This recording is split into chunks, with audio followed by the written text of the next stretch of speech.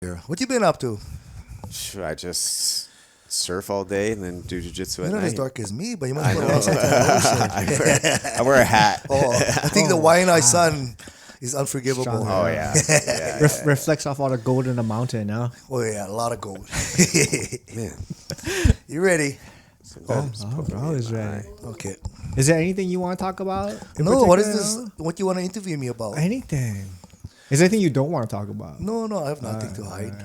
Yep. Damn it. What is the statute? What is the statute of limitation for murder? Nah, we're just going to... Yeah, about the Waianae Boat Harbor here for a second. Hey, yeah. Chum the water. Yep. Jesse, no say nothing, huh? Remember, you was my informant a long time ago. I'm not telling nobody. I just busted your cover right now. Keep his face off the camera and be safe. That bird face. That's why he doesn't live on the west side anymore. Oh, where you live, Jesse? I live on here. Oh, okay, smart. Stay out of Waianae is dangerous. That's what I tell Hey, it's everybody, been seems like I it's know. been crazier and you read the news crazier all the out there. time. Huh? It is. Don't read the news. That's the problem. Oh, yep. All this social media. Remember that social media blast too about that bullying in your neighborhood? Oh, Yeah. yeah. That was Yeah. bad. You Yeah. gotta talk about That's that crazy. too, and that's why you gotta encourage people to learn a martial arts. Something, you know? Yeah. Something. Yeah. I feel helpless when I see people just cowering down, and I mean, there's a point where even me as a police officer, you gotta defend yourself. At some point, at least stall it out long enough for help exactly. to arrive. Yep. Yeah. And I'll be that person also videotaping your friend, you Yeah. getting licked. He's like, I hey, bro, know. hello. I know. Help me Yeah, out. yeah. No, I'm doing you a favor by videotaping. No, I'm getting my butt beaten right now. You Yeah. better help me out, bro. But You know, like it's terrible. jiu-jitsu for like the smaller person, Mm-hmm. the self-defense aspect of like I can hold you and I can be relatively safe. Like I might not be able to finish you or win this fight, but I can stall this out Yep. long enough Exactly. without taking damage. Yeah, Like, not only for small person, even the police officers, we teach that. We don't want to. In the police academy, they show a lot of jiu-jitsu nowadays because it's modern, but they don't want you to use jiu-jitsu per se, just as a tool to hold somebody down and restrain somebody. Right, because right. there's no points. We're not scoring points on the street, right? Yeah. Even in a street fight, Yeah. it's about how to control the person, stop the person from hitting you back, wait for your cover, get them in a position where you can advantageously handcuff them. Yeah. And that's it. And so I recommend actually they have a jiu-jitsu I think it's class at the academy run by Alan, my good friend. He's a police officer. He calls it Defenders. I don't know if you heard of Defenders. Yeah. Defenders, Up and BJJ. coming, and he does it for free. 5 days a week, from the kindness of his heart. Alan teaches the police officers and their families jiu-jitsu. That's good. That's great. They're doing good. And That's great. Because I recommend, if you come into the department, you should have some, at least martial arts background. And of course, I always call hint jiu-jitsu because that's not as, what do you call that? Like, violent. Yeah. It's more passive. Yeah. When you see somebody punching, an officer punching somebody's face, automatically go, ooh, what is Oh, that? yeah. That's getting the camera for sure. Even though if the person is justified, Yeah. but this doesn't look good. Yeah. Intrusive, that's the word to look at. Less intrusive when you do jiu-jitsu. Yeah. Restraining somebody, other than, putting your knee instead of knee on belly, knee on head. Yeah. Knee on face. Maybe that can be inappropriate, but Yeah. But jiu-jitsu itself as an art, I think for the police officers is a vital tool. Did you ever have to use jiu-jitsu in an altercation? What is the statute of limitation? Yes, I have. And there's a lot of times when even my partners around me, they don't know jiu-jitsu. So and part of when you restrain somebody, you got to communicate too.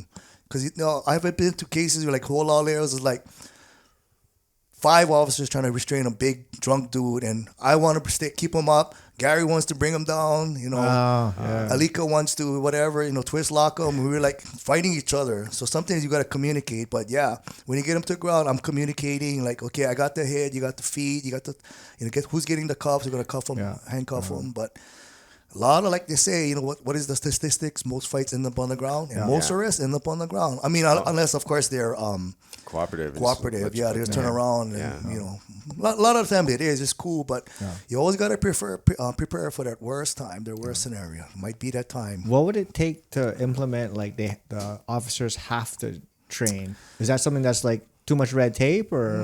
Well, outside of the academy, it's kind of hard because they have their own personal lives. Yeah. But all we can do is just promote them. And a lot of times when I was in the department at the station, some of the people would come to me, would give us a scenario. I'll just talk story, like, war stories. Like, what happened last night? Oh, right, this person was kind of, they don't know the term, but, he was in a turtle position, but lying on their hands.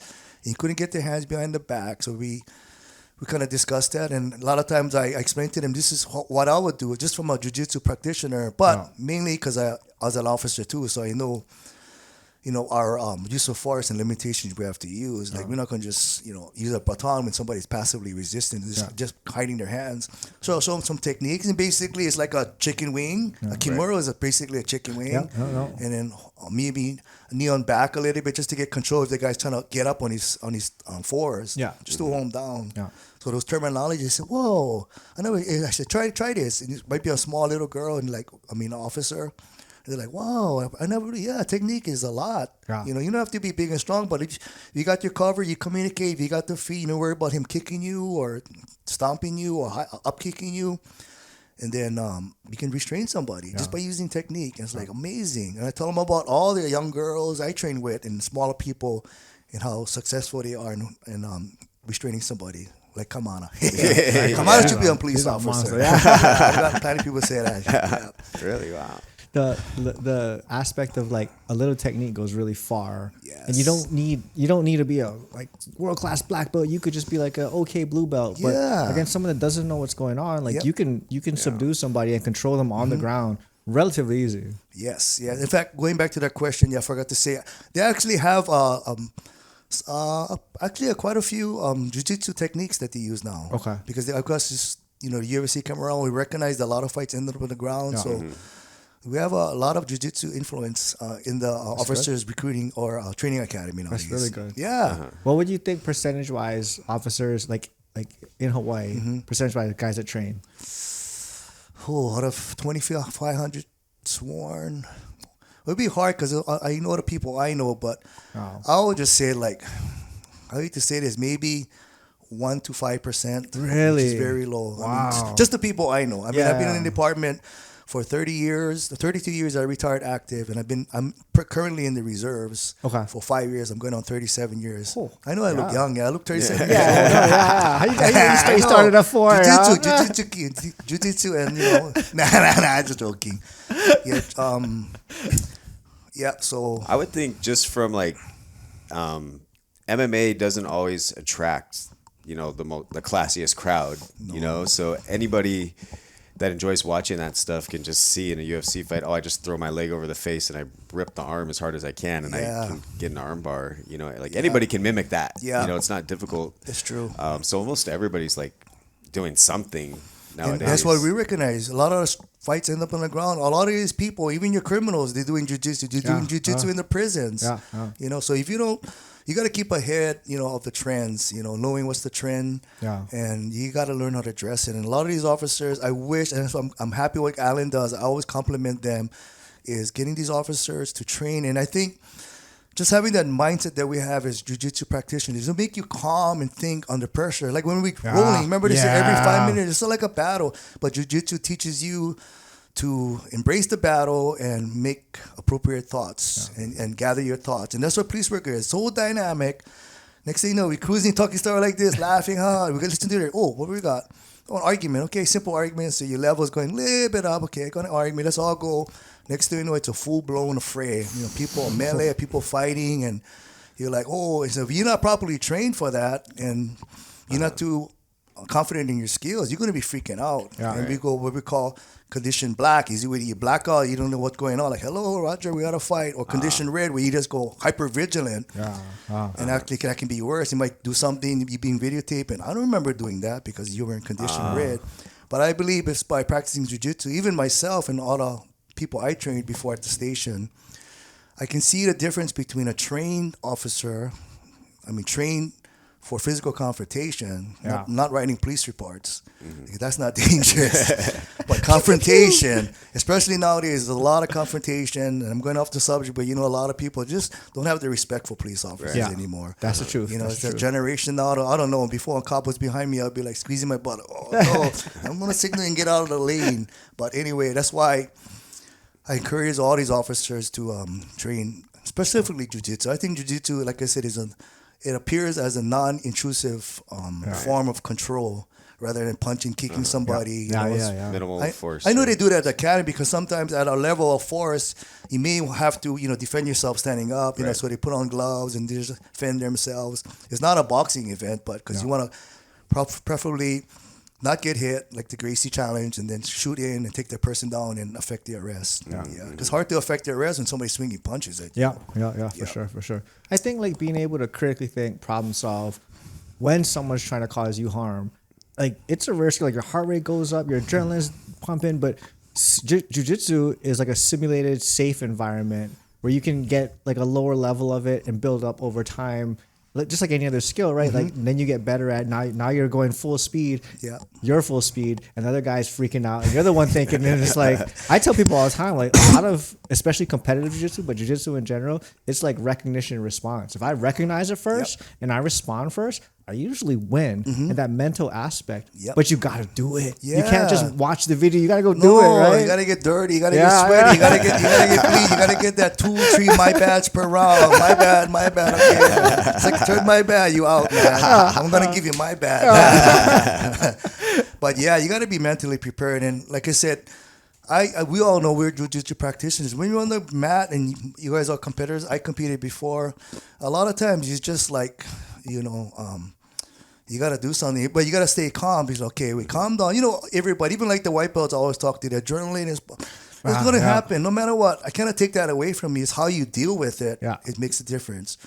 Everybody's scared. I don't care. To me, if you're not scared, something wrong with you. So we're going to the fight, but we got to control that emotion, that hypervigilance. We know it's scared. Our life is on the line, but you got to remain calm. And that's why jiu-jitsu really, first of all, you're confident. Honestly, I actually like when I go into fight. You know what I think? I think, all right, maybe I can use my jits. Me and my partner, we actually had an incident one time. I don't want to give names, but it was a long story short. It was a girl that wanted to jump off the overpass on the freeway. Okay. And we all planned. We huddle up. And then we said, okay, this is what we're going to do. Blah, blah, blah. You take the legs. 2 people go on the side. We're going to drag the arm. She's sitting on the railing, kind of like back towards the freeway. She would have back fall on the freeway.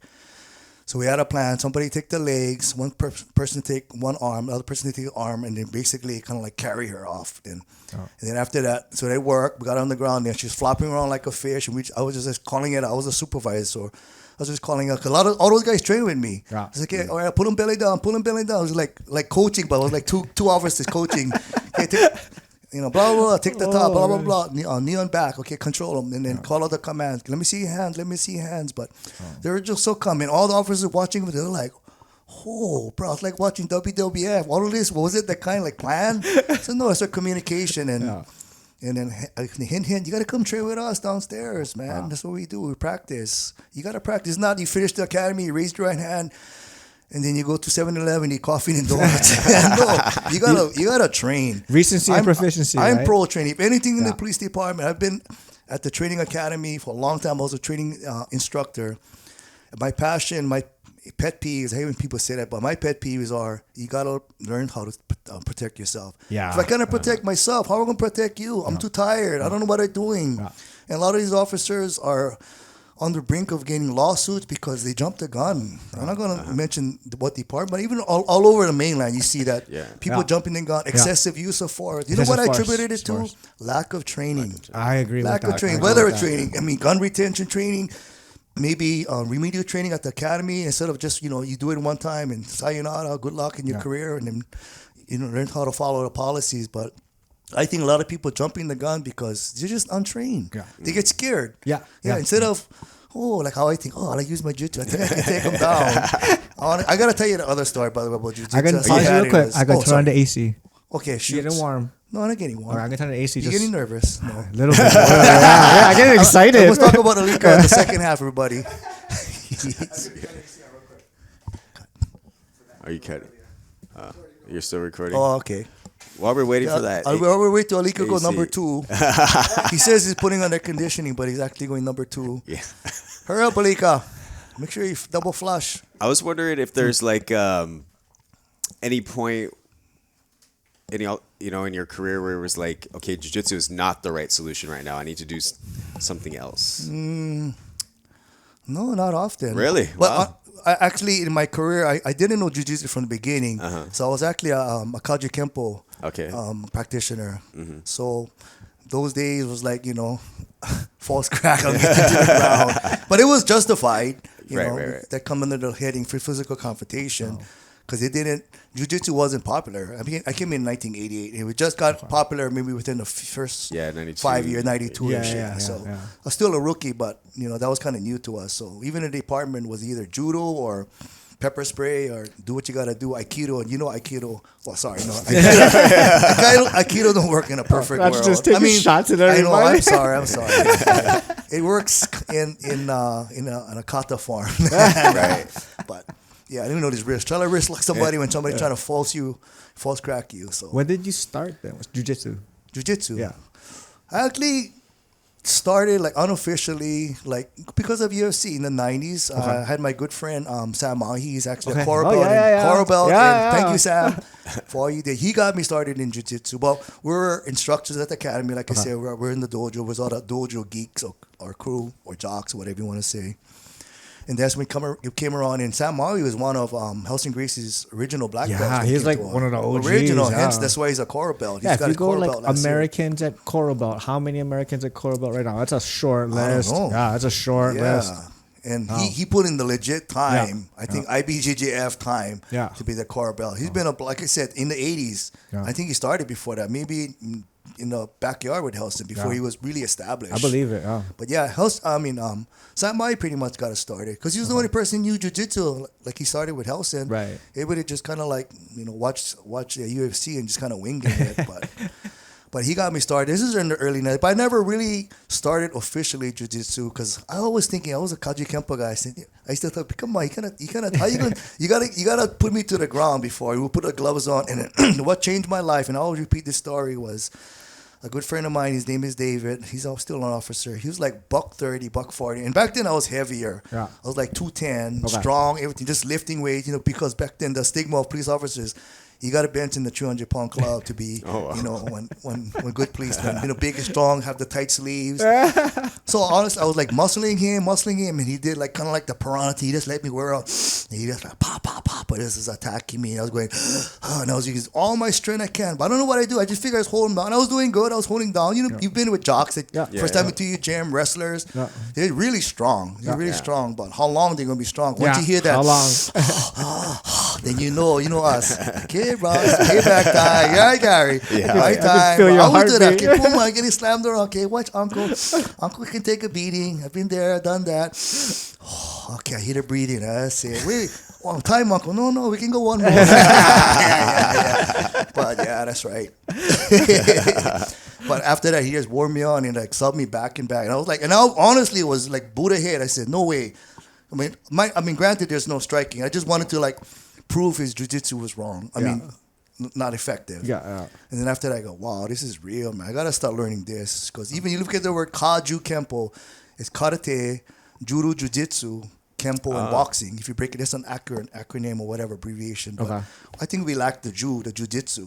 Would simulate taking somebody to the ground and do ground strikes. But I don't think it was ever addressed that would somebody pull you into the ground. Now what? And you all saw what happened in UFC. Yeah. So, guys, it's an option, right? I can just fall. Yep, exactly. So after the 90s, I was on and off, but I was doing like backyard kind. But I think officially when I met, Sam, I kind of like started off at the station, at the Pro City station with some of my friends who laid out mats and just practice here and there. But I think officially after maybe 2016 when I started with Mad Tiger. With Jeremy, with my son Jeremy. Yeah. That's cool. And Jeremy is the one that gave you your black belt. No, I told him to give me my black belt. I said, what, bro?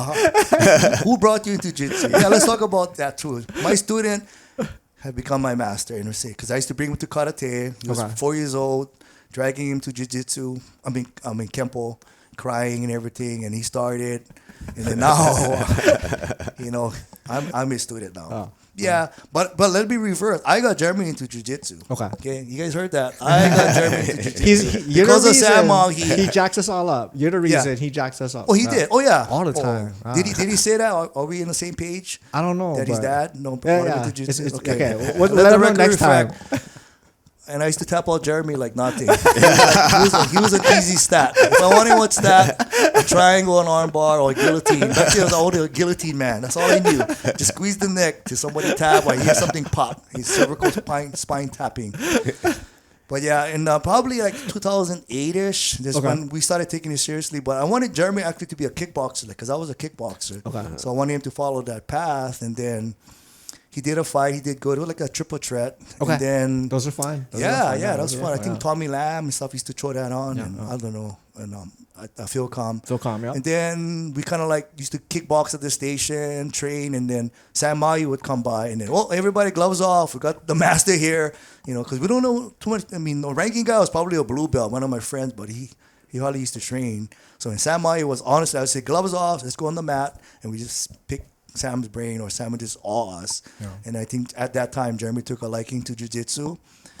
And we're looking for jiu-jitsu schools, and then he ended up with Mad Tiger with Eric. That was it. That was history from there on. Yeah, I mean, he found what he loved. He stuck with it. He's doing great now. He didn't want to kickbox after that. He just realized, this is his niche, and you can last longer without somebody punching you and kicking you in the face. The competitive career is a lot longer in jiu-jitsu. Yeah, you don't have to deal with all that concussion protocol. Right. So, are you involved with the kickboxing program at TRXTR?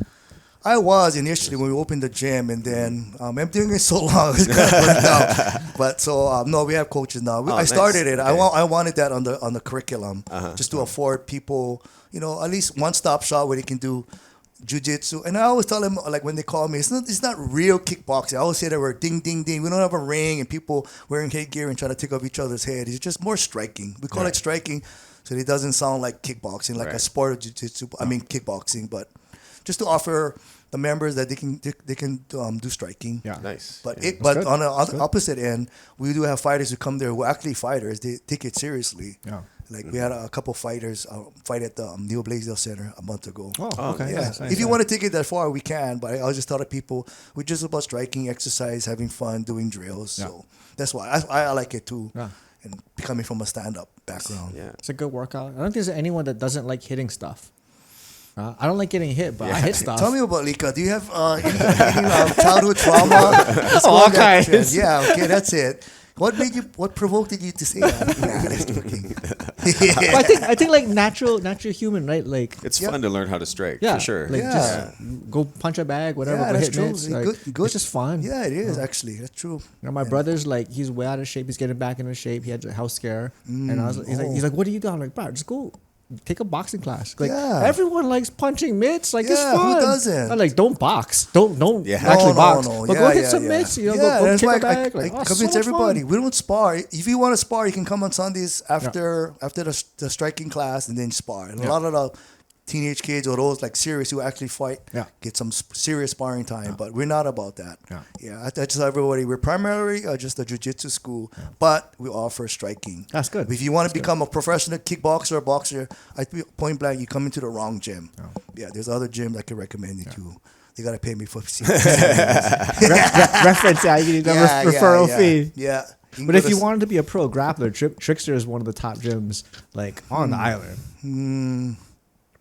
Like grappling. I don't like to say that. Jeremy gonna get big head. I think any gym. Yeah, if you want to go to be a professional jiu-jitsu, there's a lot of gyms. Yeah. Oh, you like that answer? Oh, that's good. Very political. Yeah, you're going to exactly. Next career, congressman. Yeah. I sure in the radio. There's definitely some talented athletes. There, for sure. Everywhere too. Yeah. Everywhere. Yeah. Yeah. But Jeremy has a passion for jiu-jitsu, so that's why. I think when you have a passion for jiu-jitsu, then you can see it in the students. Because I've been around some other black belt instructors, and you can see they lost the fire. And like anything else, kind of like a parent, you are a reflection of who you are. If you look hungry, I want to be hungry. I want to thrive for that fire like you have. Yeah. But you burnt out and you're not making classes and blah, blah, blah. And then people can see that. Yeah. I've seen that even in my Kenpo world. People just lose their passion. Yeah. And maybe it's time to step down or pass the reins for somebody else. But right now, Jeremy's very, very happy. Yeah. He's been doing it for over a decade now. Yeah, he's doing good. He's obsessive with it. Like you talk with him, he spends his free time studying jiu-jitsu and doing jiu-jitsu. Let me talk about obsessive. Jeremy's my son. Everything he did was obsessive. But in a way, that's kind of good. But sometimes he lacked other things. That's why it's up to you how you want to raise your kid. But everything he did, it started off with skateboard. Okay. Daddy used to always buy him blank because he's into the skateboard, Tony Hawk, half pipe, all that stuff. Yeah. Okay. Hundreds of dollars on that sport. Then he got into, what was it? Paintball. Okay. Paintball, paintball is not was cheap. big. Yeah, paintball is not cheap. Paintball is not Daddy had to cheap. work a lot of special duty for that. Work Special hard. Yeah, a lot of overtime. Then, I'm talking obsessed. Like, you got all those guns and everything. Blah, blah, blah. Paintball is expensive. Paintball is expensive. And then he got into motorcycle. That's one of the more most. expensive. Costs get higher and higher. And the bills are expensive. He crashed how many times? He was so spoiled. I bought him a brand new Yamaha R1 in high school. Why not high school now? Okay. I'm not profiling, but why not high school? Okay. And then, about a month already, all wrecked already. All dented. Man. What happened? Because, I figure you got a nice bike like that. You got to keep them cherry. Yeah. But he wasn't caring about it. He wanted to see if he could Launching up, really. yeah. Next thing you know, it's like a piece of trash, wheelie bar, barely legal. Sorry, that was a long time ago. Yeah. And then he was obsessed with motorcycles. And that's how he got his name Trickster, I believe. Yeah. And now, actually, he has two passions. Jiu-Jitsu and Surfing. Surfing, which he bought dozens and dozens of boards. So many that Daddy had to put some on Craigslist and just really get rid of. What's too much? Just taking them out of the house. So tell me, what boards are you not using? You don't need that much. Yeah. So now it's surfing, but more jiu-jitsu. Yeah. You guys live out on the west side, right? I mean, easy access to good waves, good fishing. He didn't know that when he was young. I was actually a surfer. I tried to get him surf. That's a long story. You gotta tell him. He never surfed when he was young. He never surfed. He had a traumatic experience. I brought him out there.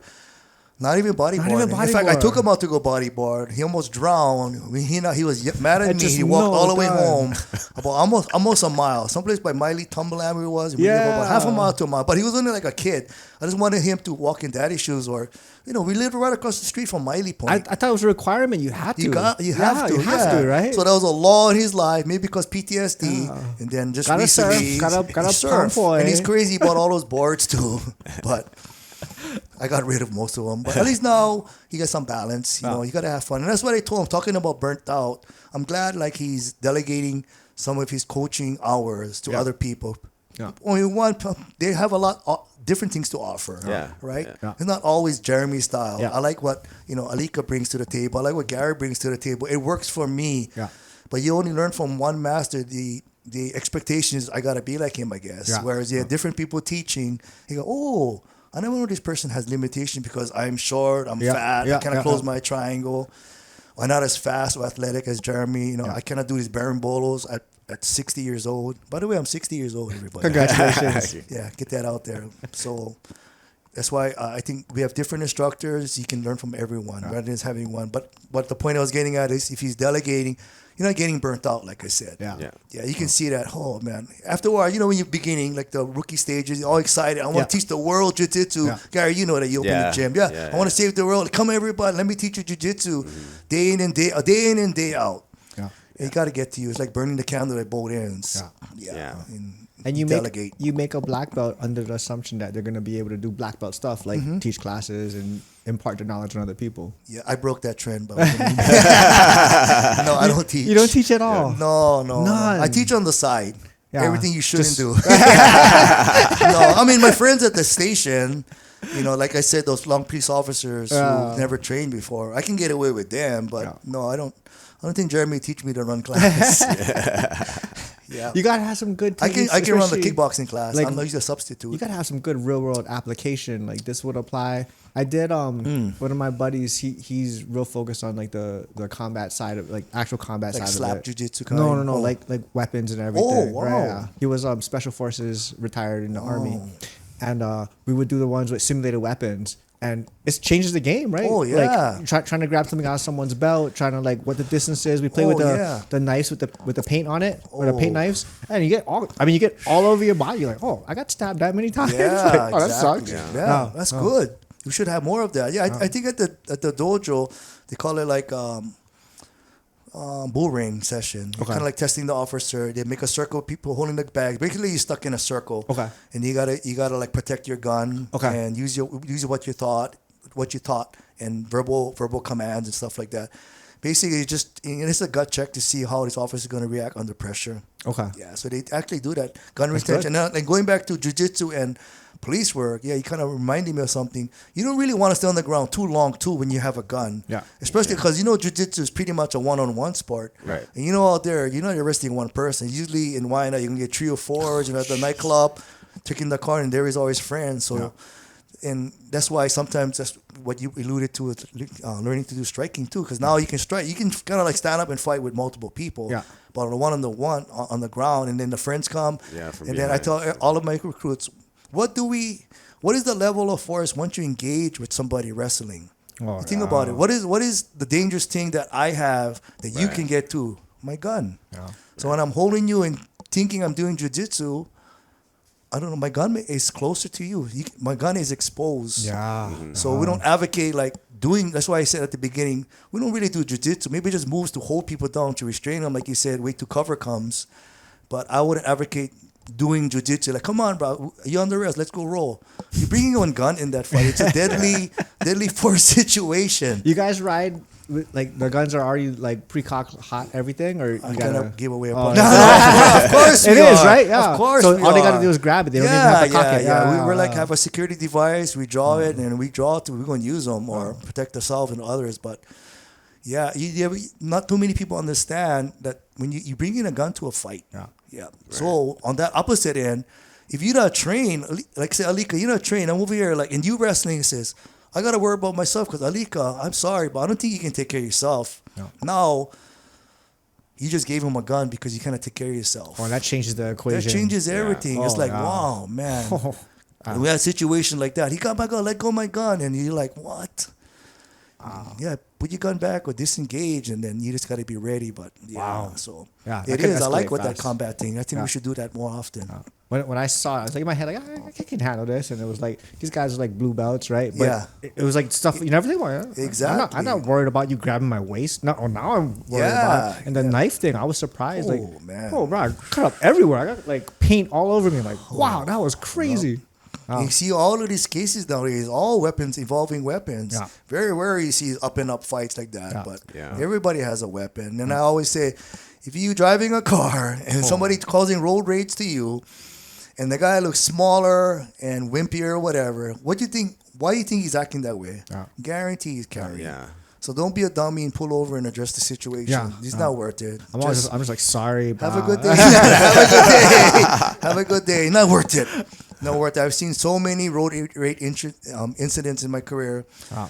You just look at that. Think, why was it really worth it? Stink eye. I've seen statements. What happened? The guy gave me one stink eye. I had to put him in. I had to put him in quotes. Stink eye. So you going to jail because the guy gave you a stink eye. Yeah. Wow. Why he gave me a stink eye? He gave me a stink eye. Look away. The guy was just Chinese. Maybe. Sun in the eye. Yeah. Maybe something in his eye. But that's being an officer and using jiu-jitsu can be advantageous. But I would say, other than that, like I said earlier, at least your mindset under pressure. Yeah. I cannot reiterate that. Thinking under pressure, and jiu-jitsu is that. Yep. How to think on your feet, or per se on your mind in a situation, breathe.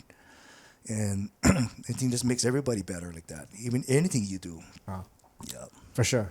Yeah. How do you manage training at your age, at your young age? Yeah. 30, 39. Yeah. Mm-hmm. How do you manage training age? Because your gym has a lot of competitors, a lot of young guys. There's a lot of up and coming guys at TRXTR, and I see you rolling with a lot of people. So how do you mitigate injuries and dealing with their pace and everything else? And you do no-gi too. I actually started with no-gi. I love no-gi. Okay. Yeah, I did no-gi years before I put on the gi in 2016. Okay. But my mindset is, of course, I got a lot of injuries, and I always think somehow, I noticed I get the uncle respect. First of all, they're calling me uncle already. I think majority of the people I roll everywhere, not only at our gym, but they're pretty respectful. Yeah. And I think we have that unwritten rule, if I'm going to roll hard, Uncle is telling you, put it on. Yeah. If I'm playing around, 90% I do it. You know me, I talking story, talking trash. Then Uncle's on another level. Yeah. And most of them are respectful. That's good. Or if not, what uncle does, I say uncle. We call uncle. To me, that's I have an uncle rule. If I'm old enough to be your dad, you can call me uncle. But you 5 years younger than me, do not call me uncle. Okay, let's call me Roger. What's the cutoff? What's the age cutoff right now? I would say, like I said, maybe if you're old enough to have that child, maybe that's uncle range. Okay. So maybe 20-ish. I mean, 20 years. If you're from Waianae, then 50. Like I said, I'm from Waianae. But yeah, I'll just say that. But of course, but at the end of the day, it's just something respectful. Yeah. I don't take offense to that. Yeah. Actually, I like that because you just tapped uncle. You just call me uncle, grandpa. So what good is that? Yeah. Yeah. So going back to my training, I know my limitation, and I think like once I turn on my level, they realize it, and then they're pretty respectful and kind of stay in that mode. Yeah. Yeah. But yeah, there's a lot of injury, all just to life. Being 60, going on 61. I just think just in training smarter.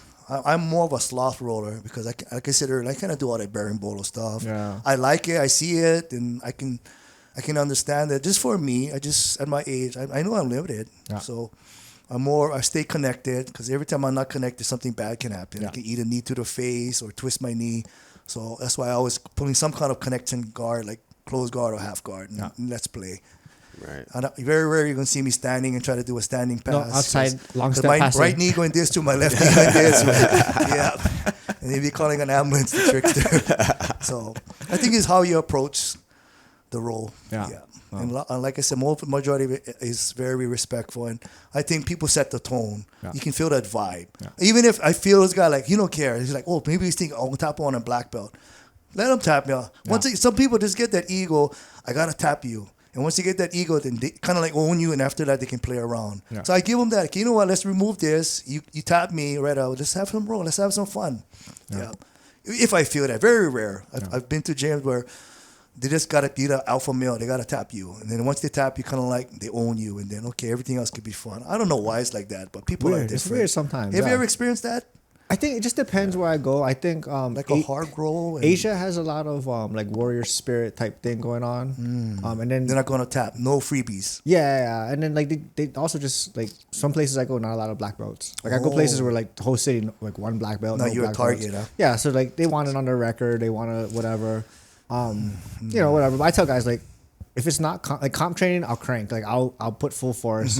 Everything else is going to be perfect where like you never really had a chance, or it's going to be me working to make it nice. But like the tap part, it comes on slow. Like when I'm tapping someone, it comes on real slow. But what about the guy, like my guys, coming onto you? I mean, would you sacrifice injury or pride? No way. Just tap. Yeah. I don't care who. I mean, not that you didn't have, but with that energy, like really, we want to go here. Yeah. We really want to go here, and it's not even worth anything. Yeah. Just when I started my first year, I never really trained hard. My second year, I actually was like, oh, let me get good at jiu-jitsu. I was in white belt. I was tapping everybody. Didn't matter the color of the belt in the gym. I was tapping everyone. I look back, but back then I wanted to be good. Right? I was training hard. I was tough, and I'm like, now I'm like, I'm show up and just get some exercise. But if I run into that version of you, I'm like with you. Not like I didn't do it to somebody else. Right? Like I was doing it because I was on 100% every round, and it's like, this guy's probably trying to get good, and he's getting his work in. Cool. Like I tap early. I tap early to everything. Building his stats. Yeah. But like if it's even close, I'm just like tap. I verbally tap a lot. I'm just like, I'm not risking any injury. I think a lot of injuries come because of the pride issue. They don't want to tap. I'm purple belt, you blue belt. You're not supposed to tap me and pop. And what happened? I never tapped, but he broke my arm. Maybe you should have tapped, dummy. Should have tapped. Yeah. So for my mindset, no. I mean, actually, I have an advantage. I can say I'm kind of medium weight. I'm old, and I'm old, medium. Well, anyway, something and like better that. looking. No. But so once I go in there, even if they're a lower belt, they tap to somebody old. Yeah, whatever. So tap me, and it was a white belt, but you 220 pounds. So that's why I come into it. I get the advantage. No matter what you do, I can make an excuse. I'm older. Yeah, but Roger, you're in black belt. How old am I? There's this rule that said, every 10 years or whatever, it's like a black belt. So like a 20-year-old, 220 pounder for me is like a black belt. In my age, the comparison. It's like, but I don't even look at that. I just here to have fun. I've been through so many injuries. I've been through that period too. Like I said, I was joking. I always like to guillotine people, and I realized I was breaking their trachea. Yeah, not talking like this after. But I guess, yeah, defending the people like that, I was probably one of them too. I was like, yeah, because we trained in the backyard. I was like, oh, what's the guy all about belt? I tap on purple belt today. I don't even train backyard kind, but I think, yeah, maybe you got to get that out of your system. Yeah. You know, a lot of people just, they want to see where they're at, Yeah. But yeah, it's kind of hard not to say because we've all been there before. Well, I've been there, so, but now after all of that battles and everything, and I started late. I started jiu-jitsu officially. I think I was maybe 46. Oh, wow. So officially, like really like with Matt Tiger and with Sam Ai. So I started late already. So I realized that I was older and I cannot keep up with this 20-year-old. I can just hold them down. I can keep up in my way if I implement my style, but just punch for punch with their jiu-jitsu. No, I gotta modify it. It's just inevitable. I'm older already. Yeah. I cannot do the splits. Definitely at some point, everybody's got to figure out a different way to move in jiu-jitsu.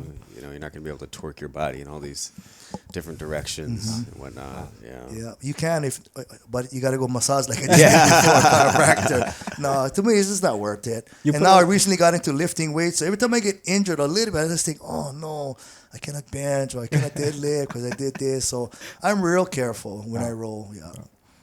But you focus a lot on your recovery then? I mean, a lot. He came from a massage today. I focus on that. Everybody who does jiu-jitsu, you better have a regular massage or chiropractor because you got to take care of your body. You don't realize jiu-jitsu, every time you go, you're just breaking down your body. Yeah. So you need that time and treat yourself. And it's not pretty expensive. I mean, inexpensive when you're at HMSA. I think they cover some chiropractics. Oh, wow. $10, $15. But even if it's $60 a session, maybe do once a month. You owe that to yourself. You probably spend more on plate lunches and supplements. Put that in your regimen. Go find somebody in the gym, trade 1 hour for 1 hour. Yeah, exactly. So massage and treat yourself. But for me, because of all the injuries, I've been to physical therapy for like over a decade.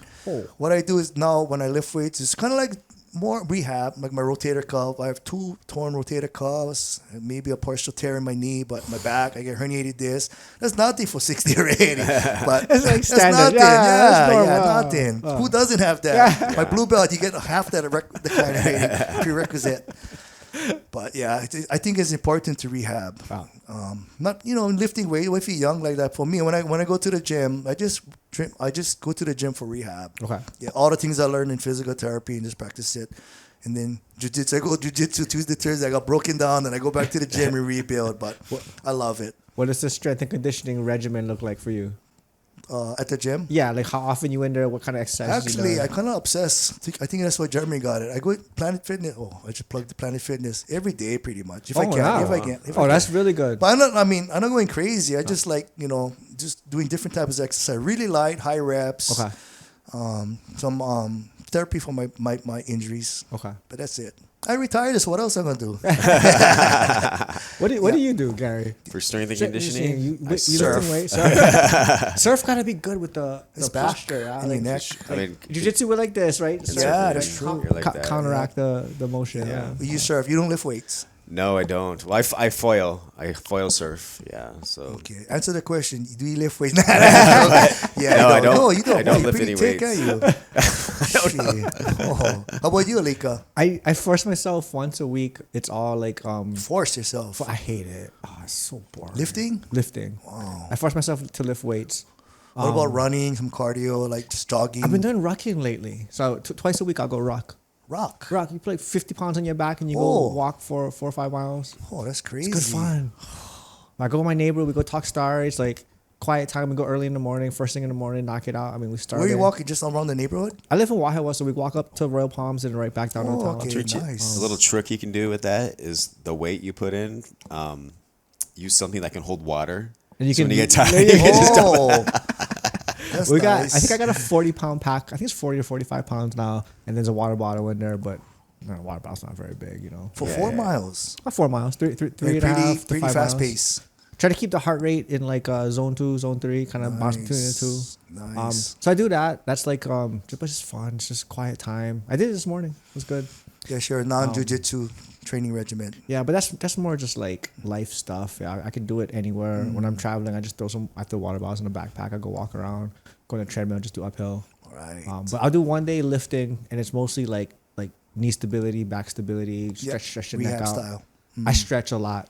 I stretch probably like 3 hours a week. I think that's important too. That's probably more important. I need the mobility. Yeah, like Mato's yoga kind of stuff. Yeah. Just turn on the YouTube thing and just copy them. Yeah.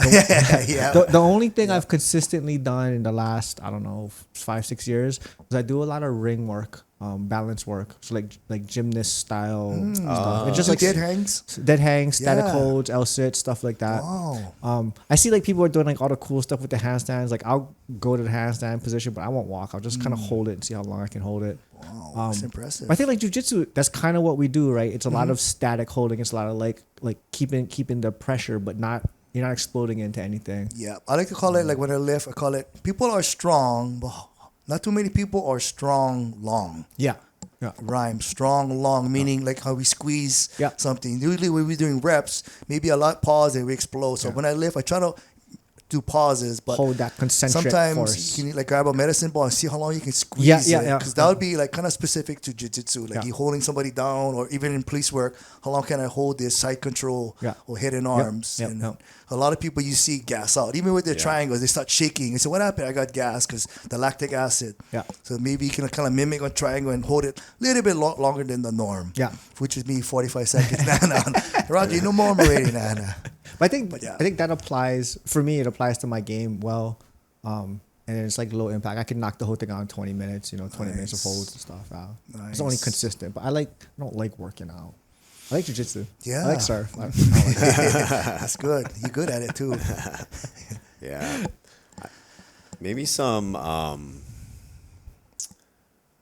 you ever seen those like electric shock machines they put on the you? TENS unit. I own one. Yep. Oh, you own one? TENS unit, yep. Yeah. That's good too. What you use them on? Everything. Everything. My neck, my knees. I use it on my neck. I use it on my neck. You have one too? I do. I have a little one. I go for his elbows and tendonitis. Oh, helps on the elbow. Jiu-jitsu. Yeah, I mean, it helps anywhere. Nah. Okay. Yeah, what do you mean? It's electrical stimulation. You never heard of that? You used Bruce Lee before. Yeah. In fact, that's what my chiropractor does. Oh, elbow would be good. Elbow, get tennis elbow or golfer's elbow, any kind of armbar elbow. Armbar elbow, hyperextension. I get armbar elbow for sure. Therapy. But jiu-jitsu is good because we keep a lot of massage and chiropractors in business and orthopedic surgeons. Thank you guys out there. Yep. Are gyms doing that now? Adding like performance centers to their gyms? I would see like there's got to be a business for it, right? Yeah. I don't see why they wouldn't. What do you mean, like yoga stuff and stuff? Yoga, PT, whatever. I think Jeremy does a CrossFit thing on Sundays. Oh yeah, he does something. Yeah, high intensity training every Sunday about 12:30. But I told him it's too easy for me. you sweat like him. I do. I tend to run hot. Okay. Yeah. Funny you mentioned. Yeah, I tend to run hot. I walked Not into today, but had one. They had to have the open mats. Mm-hmm. Yeah. Oh. So that class is before the open mats. Yeah, the circuit class. Yeah. Oh, yeah. It's 2:00. So I walked in. I was 15 minutes. I like to go early, stretch out whenever I walk in. But I get one puddle around. Everyone's working out. Jeremy's swimming. There's always the joke. They always get the puddle. Yeah, I run hot, but not that hot. It's impressive. I was like, he got a good. What do you call that? When you burn fat, good. What is that word start with M? I forget. Metabolism. He got to sweat out like 10 pounds of sweat in one session. Like it's crazy. That's a lot of sweat. And that's why a lot of times he cramped up. He ever told you the story where he over cramped? He thought he was gonna die, and actually his blood sugar was low. He was at Mad Tiger. I was working, patrolling, whatever, and then he called me. Or I don't know if he called. Yeah, I think he called me. He said, "Dad, you in your area?" He says, "I don't know." He basically seeing stars. Anyway, long story short, I flew it out there. I actually went on the radio or maybe 911. I called an ambulance to meet me there or beat me there to Mad Tiger when it was in Mililani. Okay. And he was over there talking bubbles. He had a long day. He trained with kids and he had a couple open mats. Came from work from Psycho City at that time. And he I don't know if he thought maybe he got hit in the head, but I think he just had signs of dehydration and low blood sugar. It was like whatever the number is, even the paramedics said, bro, it's kind of low. We're going to have to monitoring him. Slam some Gatorades. Or it was about to take him. Yeah, I think we ended up electrolyting him out. But yeah, that's why I think he says a lot. You don't realize he's probably putting less in than he's coming out. I guarantee you. And maybe the right stuff, like some electrolytes and stuff. But yeah, he has a tendency to run hot. You use supplements? What you doing? Not the kind Illegally kind or the legally? HPD Honestly, HPD vitamin.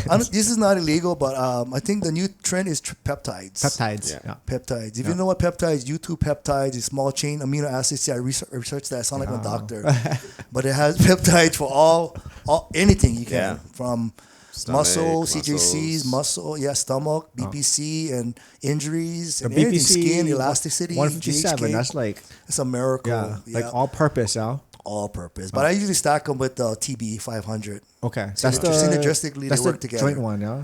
Both, yeah, Okay. joint and tendons. TB 500 and BPC 157 stacked. Which you doing regularly? You doing them? I do that one as needed. Okay. Which is quite often when something start acting up. I kind of like.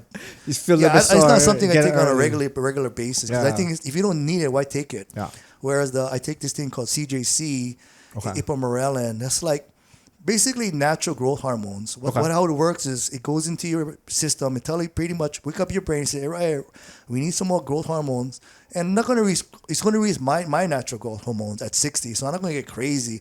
And it's not like steroids, because steroids is an artificial thing you put in your body. That's why people go crazy and then you don't produce testosterone because it produces for you. Yeah. But peptides is pretty natural.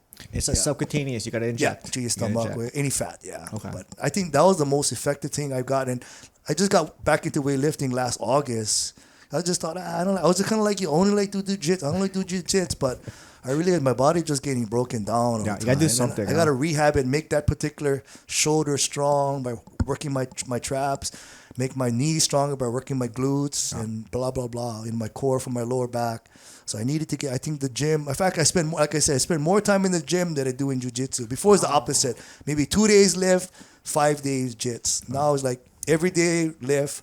I'll even would probably miss a class if my time schedule didn't fit. I'll probably go to the gym. I know, crazy, yeah. You guys are gym Miss a class, what? Yeah, what? You crazy? What? Yeah. But I just go light. For me, I think it's Lighter. important. Yeah. I really get broken down. I got to rehab myself again. But not that bad. Smart.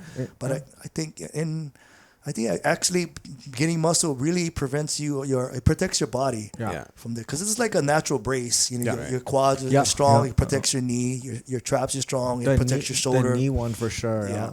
Under Armour. Lifting Armour. weights muscles your Under Armour. Oh yeah, it's true. Yeah. And then what else supplements I take? Creatine, multivitamin. I really do these holistic things. I drink like turmeric, cayenne pepper, and black pepper. For the stomach. From the stomach and inflammation too. Yeah. And then apple cider vinegar for blood sugar. Even though it tastes nasty. That stuff tastes no matter what, you just got to get it out of there. Maybe brush your teeth right after that. You got to brush your teeth because that enamel will make fuss your enamel. Oh, that stuff tastes so bad. I know. Maybe all this time no work. Yeah, it's just a conspiracy. You gotta take that. I can get turmeric and a ginger. Oh, the apple cider. The turmeric is like somebody pepper spraying you. Yeah. If you want to know what pepper spray feel like, drink Just turmeric and cayenne pepper together. But I heard it's good for you. I can Just those do things. that one now. But the apple cider, that one's tough. I had a hard time with that. Like, You take any chase them right supplements? away. Mostly like branched chain amino acids. That's the only one I feel like instant. Like I know it's working right away. What about like pre-workout, post-workout things? Coffee for pre-workout. Really? Just That's it? coffee. That's good. Natural caffeine is good for you. Let's see what else. I tried creatine a couple times, but my body doesn't respond well to it. You get that blood. No, I get like super constipated. I cramp a the lot. opposite. My heart rate goes crazy. Oh, wow. So I was like, I don't like the effects. I know like it's good and like all these good things, but I didn't like the other stuff, and I was like, it's just not worth the effort. I just feel bad. And I'm supposed to start heavy and then kind of taper off, but like I don't. Do you eat clean? I try to eat pretty clean. Yeah, I try to eat clean. Okay. And then like protein powders, right? I do that and stuff, but I know like if I don't get enough protein, I can feel it like at the end of the week when, especially if I'm training hard or I'm doing a lot of activities. You know, first couple of days, whatever. But at the end, it's like, and then it's either that or pound steak or food or something, right? Go McDonald's. Wow.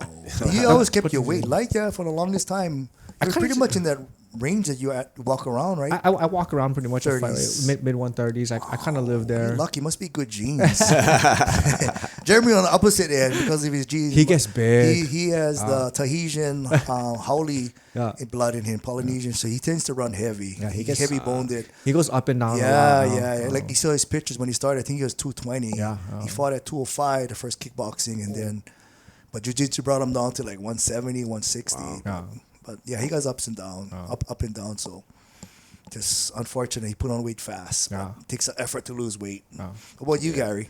Supplements. Your Supplements. secrets? I don't take any supplements. I try to get everything I can, as much as I can, from food. Nice. And I eat meat, vegetables, and rice. Oh, so you do carb. I was just supposed to say like the keto diet like that. No, nothing. No. Keto's not, just can't sustain, doesn't hit the right pathways for me. Yeah. It was just moderate then. Yeah. I mean, as long, I feel like 80-20, 80% good of the time, and then on 20% I'll just eat whatever I want. Oh. Yeah. Wow. Nice. Nice. I think it's important too, the nutrients, Yeah. we put in our bodies. Gotta be. It's gotta be. Yeah. Yep. But I wouldn't be against, if I found the right stuff that worked for me, I wouldn't be against taking it at all. Yep. I think our lifestyle is unique too. There's so much work we put on the mat and everything. Especially for you guys, that when you teach in class, you're always rolling throughout the day. So you gotta watch what diet you on. Yeah, you're gonna be like Jeremy, and maybe your blood sugar go low and pass out. So. And that's why we got to take care of our bodies, yeah? We train so hard, we sweat so much, we don't realize what's pouring out, we got to put back in. Yeah, pre-workout makes me feel like I'm going to have a heart attack. I can't handle it. What else? The pre-workout, full workout. The pre-workout. Oh, pre-workout. Yeah. Oh, yeah, you get the jitters. Yeah, Yeah, me too. I feel like my heart's going to explode. Yeah. What about like protein post-workout? Nothing. No, nothing. Nope. Just, like shake or whatever after training. We call beers protein shakes. Oh, okay. The post-training beer is always good. Yeah, that's true. Post-training beer is always good. True. Nothing wrong with that. But no. Gotta have some balance. Yeah, some good, some bad. You gotta enjoy life. Yeah. Jiu-jitsu is life, but there's other things in life too. Yeah. But actually, I just got injured yesterday. Again? Or no, 2 days ago. But this one is like... You pointed to your hip. The doctor, or my friend, he's in charge of the PT Garrison Wide in Hawaii for the Army. And he said I strained a muscle here. They call it the deadlift muscle, whatever it is. And so, but it's causing me like a bunch of nerve pain in my back. Now I'm like... Oh, from the front. From the like back. By your waist. On right your back. here, yeah. It's terrible. So I definitely won't be able to roll for a couple of days. So now I'm like, man, I better do something. I might have to... What caused that? You don't remember? I mean, I'm right next to a military base, so I'm dealing with these 200-pound 20-year-olds. You know, they're in shape. Oh, you're rolling with them. Yeah. That'll do it. It's just time.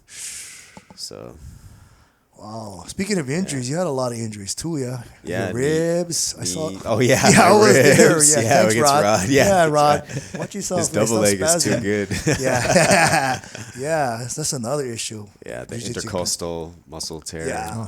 That was a bad one. Those suck. Yeah. Fingers. Everybody had your share of fingers. Oh yeah, guaranteed. Yeah. What else? Knees. Both knees. Yeah, both knees. Yeah. Why people still train if you know you gotta sign the waiver? You're not a black belt. Do you have? Is all your disc in place? Yeah. Okay. No, you're not getting trouble. Jesse, how's your disc?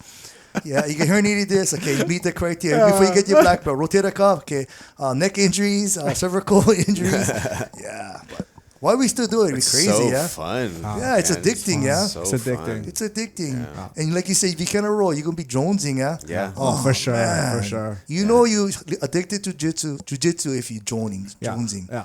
You go to the mainland, you look into the yellow pages, jiu-jitsu near me. Yellow pages, see how old I am. You guys even know what yellow pages. This phone book day. Yellow pages back in the day, no, it was like our iPhone on paper. How that work? You can zoom in on a paper. Yeah. Okay, now your iPhone. Jiu-jitsu near me. You do that all the time, right? When you travel. Everywhere. Or you already have your go-to spots, or you try different places? I try go different places. If Good. I find somewhere that I really enjoy, I'll go back. And in some places, I've built relationships with the people in the gym.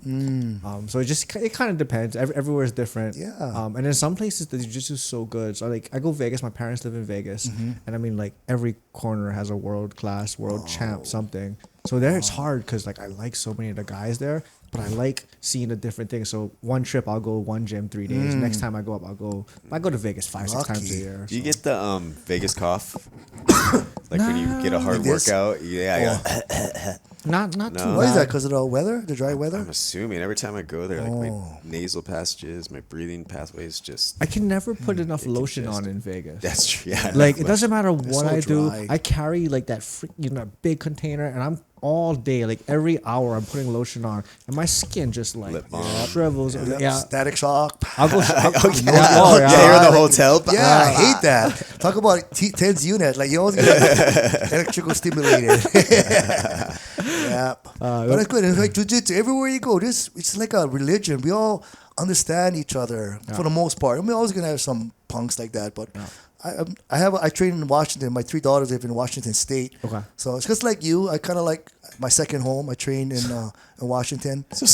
Yeah. And I what are you laughing at? Speaking of characters in jiu-jitsu, and you don't have to comment on this Okay. if you can't, but what's up with that Dustin kid and Pat?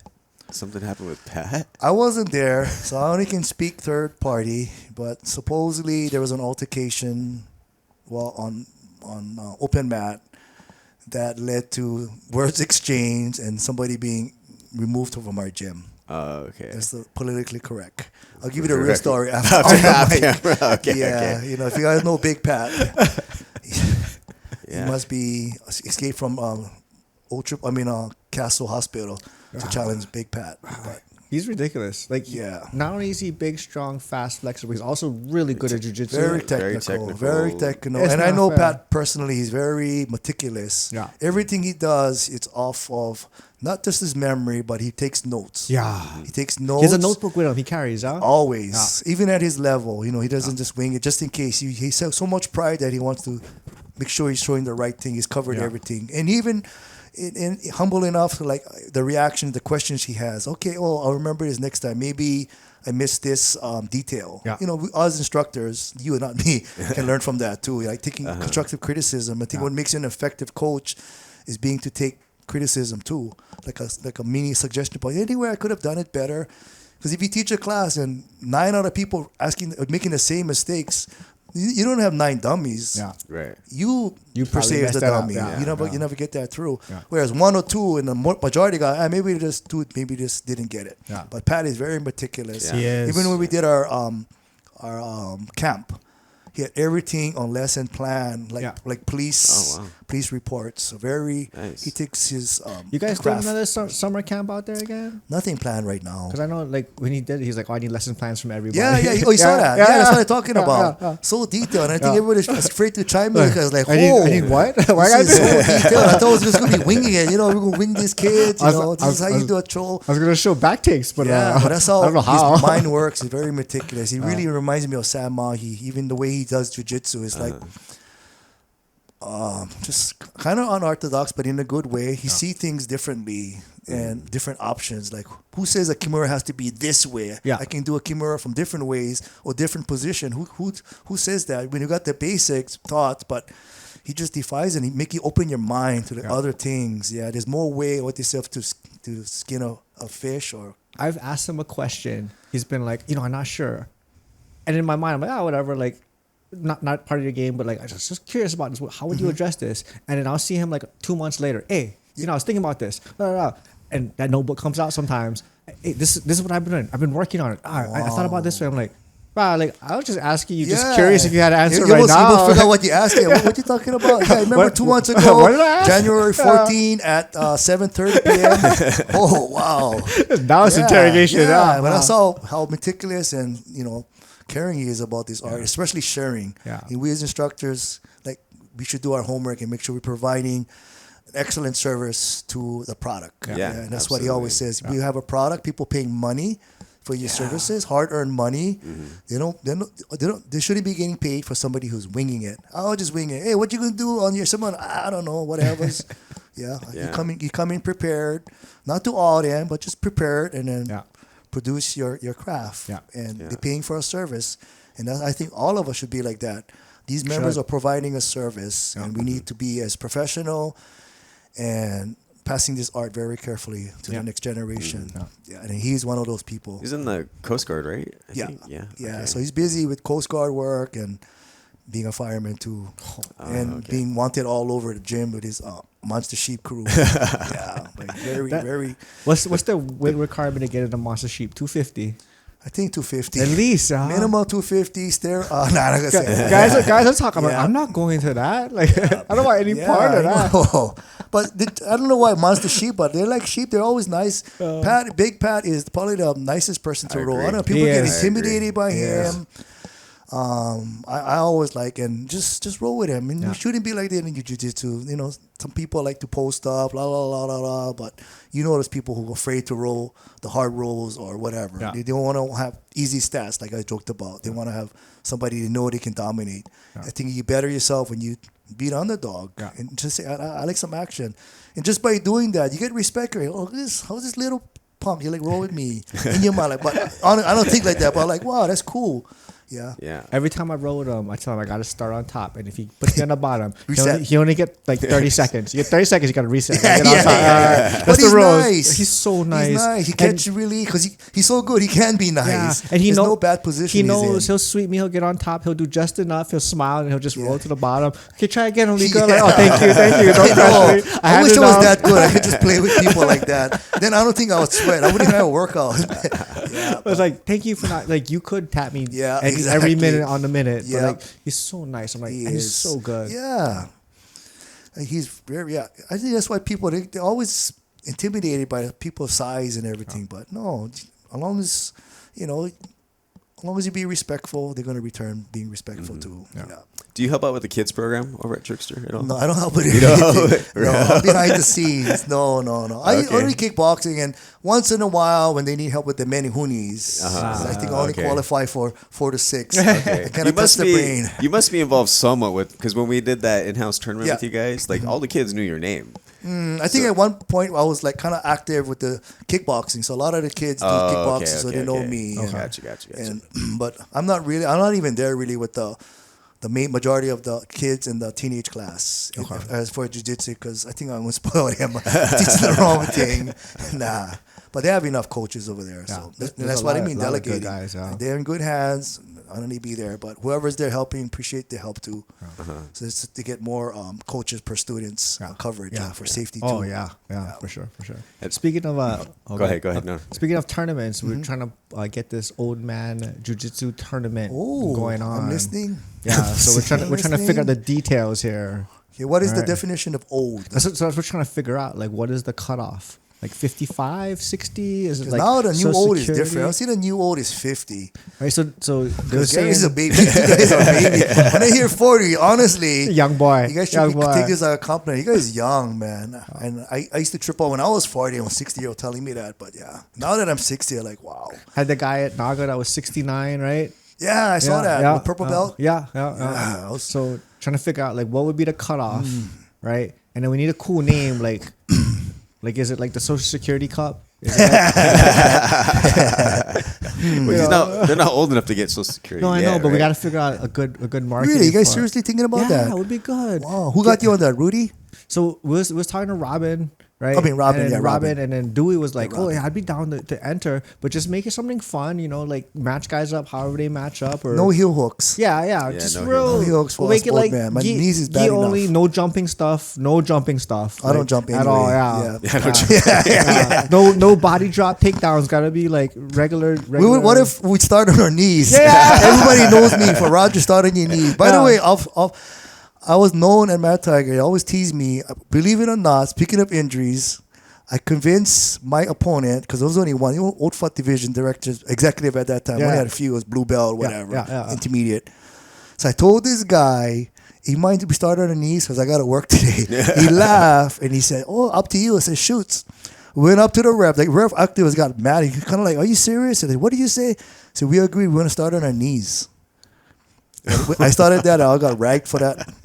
For the beginning part of my jiu-jitsu. Oh, you guys can do like Roger, not do takedown and have an agreement and start from your knees. You know we do. I said, bro, if I start from my feet, I'm going to pull guard anyway or sit down because I don't want to get hurt.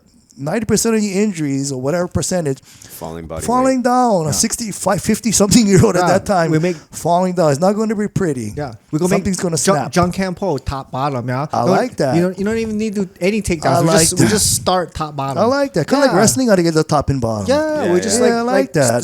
Please Kenpo, make that real. bottom, I think I come out of retirement. But get me and Jeremy Cam. You got that, Jeremy?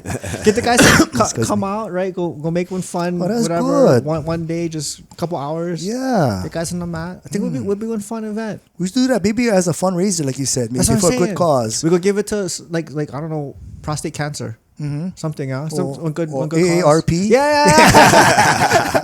Yeah, that's a very good idea. Yeah, let's talk about that later. We're trying to figure it out, and then like what. Because I think a lot of people, even like me, I afraid to do NAGA. When I see a 50-year-old, I think that's young. Yeah. So NAGA only go up to 50s. Yeah. I was thinking, I wonder if anybody would compete if they had another bracket. I don't know what it'd be, a senior executive. I don't know, because it's masters, directive, executive, and then maybe super executive. I don't know, something whatever, like that, 60.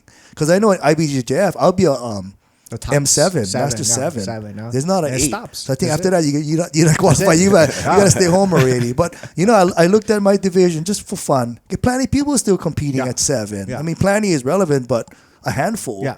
Not just one person in the division. There's a lot of people. And I think a lot of these older people are getting involved in jiu-jitsu, kind of like me at late. And so it's very good. Late, instead of small man jiu-jitsu, old man jiu-jitsu. Old man jiu-jitsu, yeah. Get that guy who got his black belt, with Mano. You saw that video? The doctor guy. Yeah. I was inspired. He was like 80, 82. I'm friends with his sons. I used to go to the house when I was a little kid. Soccer players or something. Was it soccer? He was on real good judo. Oh, judo. It was like black belt. When son.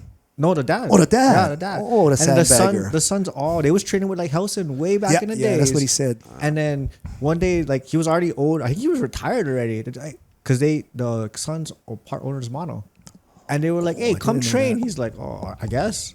How old was he when he did jiu-jitsu? Older than me? He was old when he started. Wow. Yeah. He never started. He was old. Yeah, that is commendable. Wow. That is commendable. It's crazy, but like never too late. Like that. Yeah, that's true. I mean, of course, God willing, on your body, if you get ailments or you no more limbs, then you got to minimize what you can do. But you can work around it. Yeah. But give guys like that, just go out there. We'll find someone as close as we can to you, and just go out and just.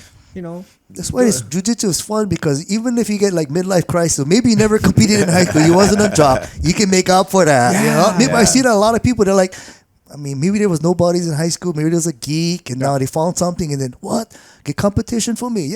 Every age, there's no excuse. You get every age, every weight, and every rank. You can't make excuses, because we're going to narrow you down to at least 5 pounds or whatever. Yeah. You can compete to you M7, Master 7. Just go find matches for everybody. If you're a competitive person, a lot of people are competitive people in nature. Yeah, that's a good idea. And if you kind of like fine tune it for maybe getting the older people, specifically in Hawaii, I would do it. Yeah. Put me down. Okay. No more than no round robin, but one and done. One and done. We make it like fight to win, but just in a small scale. That'd be cool. One and done. Yeah. I gotta watch out for that guy Crusher, but I'm scared of him. He was that, huh? No, he's not. What is it? Daniel Lathrop. I don't know. Yeah. Well, if you get the name the Crusher, I don't want to remember. Yeah. But I think he's M7. I sent him at the NAGA. I was talking to him a little bit. I think he trains out of Cav. Okay. Yeah. Yeah, just get like eight guys, do like 4 matches or whatever. Oh, that would be fun. Fundraiser, get guys come down with video. I think people would if you let them know. Yeah, let them know the rule set. We're starting from our knees. No takedowns. That's what we got. I'm not going with Sam, but Sam, you 220 anyway. So what's the age cutoff? 57. Cutoff or minimum? Like you cannot be younger than. 55. 55. Okay. Rounded off to 5. Okay, then we need a good name, though. We need a good name for the tournaments. You got to help us out on this one. Senior Master. You want it fun? Something catchy or serious? Anything. But we need a cool trophy or a medal or something. I was thinking like Zippy's Cup, I heard Zippy's no more senior citizen discount anymore, right? Oh, forget it then. I'm not going a couple years, right? Really? That's what I heard. I was like, wow. There's no senior discount. McDonald's stock just went out. Something. But then again, if they ask you if you're a senior citizen, that might be an insult too. I got asked that a few years ago. When you're getting old and somebody start calling you uncle, by the way, then you know you're old already. Yeah. When the grown up call you uncle. Yeah. Like, yeah, somebody close to your age. But yeah, I don't know what kind of name we would think for that. Yeah. That's the fun part, but that's don't hurt to try. Try them. Yeah. Huh? And if we just donate to charity, find a charity. You know what I was going to do, speaking of fundraiser, but this never happened because of COVID. Right before COVID hit, Pat and I and this other person went up to Maui. Do you know that Maui has what they call kind of like a Guns and Hoses? But they call it Special Olympics. I forgot what they call it. Okay. Well, anyway, it's fire and police or first responders in that matter. I think it had lifeguards too, paramedics too. They had like blue and red corner, and they had a match at Wailuku Theater, I think, anyway, for a fundraiser. It was full on, had like horns at the beginning, Hawaii Ponui or whatever. I don't remember that, but it was full on. The mayor came down, blessed that day, and introduced everybody. The chief of fire, chief of police came. It was a big event. It had mats on and all for Special Olympics. So the reason we flew up there was to see how they ran it. It was going to do it here, but COVID hit. 2-3 years later, the idea died. But we can do something like that. Yeah, I have a venue. I can talk to you off screen of that. I have a venue. That'd be cool. A big venue. That'd be real cool. Right, Taylor? Yeah, big venue. Bro. Yeah, but get the guys come down. It's just like something good, right? Everyone just. I think we need more events, for even different people or kids or whatever. All kinds. Because we got Triple Crowns, NAGA, and the Fight to Win and the Sub Battle is the big ones. We don't have anything. Well, I think there's Fuji. Did Fuji have one already? Fuji's coming around. That's why I always compliment them. Oh, thanks for holding this. I'm sorry it's so small, but hopefully. We'll catch on and Grappling Industry's coming down, right? Grappling Industry's okay, that's good. So and maybe make some small local fundraiser ones, and let people know what's out there. Yeah. Even like gyms would hold like in house, or they would do like gym to gym type thing. Like we did. Yeah. But those kind of things, like they're so good for the competitors, for the kids to see. Exactly. Low pressure. You can knock the whole thing out quick. Couple hours, just get the match. That's the closest thing a real match. Actually, it is a real match because they're rolling with somebody they don't know. Mad Tiger used to do like the themed events. Yeah, they would do like women blue belts. They had the what do you call that? The derby. Derbies. Yeah, the derby. And it would just be like, oh, we're just gonna have this event gonna be whatever. Do it, Ilika. Come on, Ilika. You can be the broadcaster. Let's do it. Yeah. But I have a venue. It's for good real. for everybody. Yeah. I have a venue. I'm down. I think the organization is the hard part. Yeah. Putting our amount into words. Yeah. I mean the word on paper. Yeah. Yeah. And then getting the participants. Yeah. Selling it to the participants for a good cause. Yeah. What if we do one WWF style? Me and you. Before we go in there, we have one plan. I'm gonna do flying triangles, burn balls, whatever. Tying and pass everything. Oh yeah. And then at the end, we're gonna do leg lock. We just choreograph everything. It looks super cool. And then we drunken pull who would win. Yeah. I like that. I like sick that. knee bar or something. Get the that's good. I like that. I think we should have more of those. Yeah.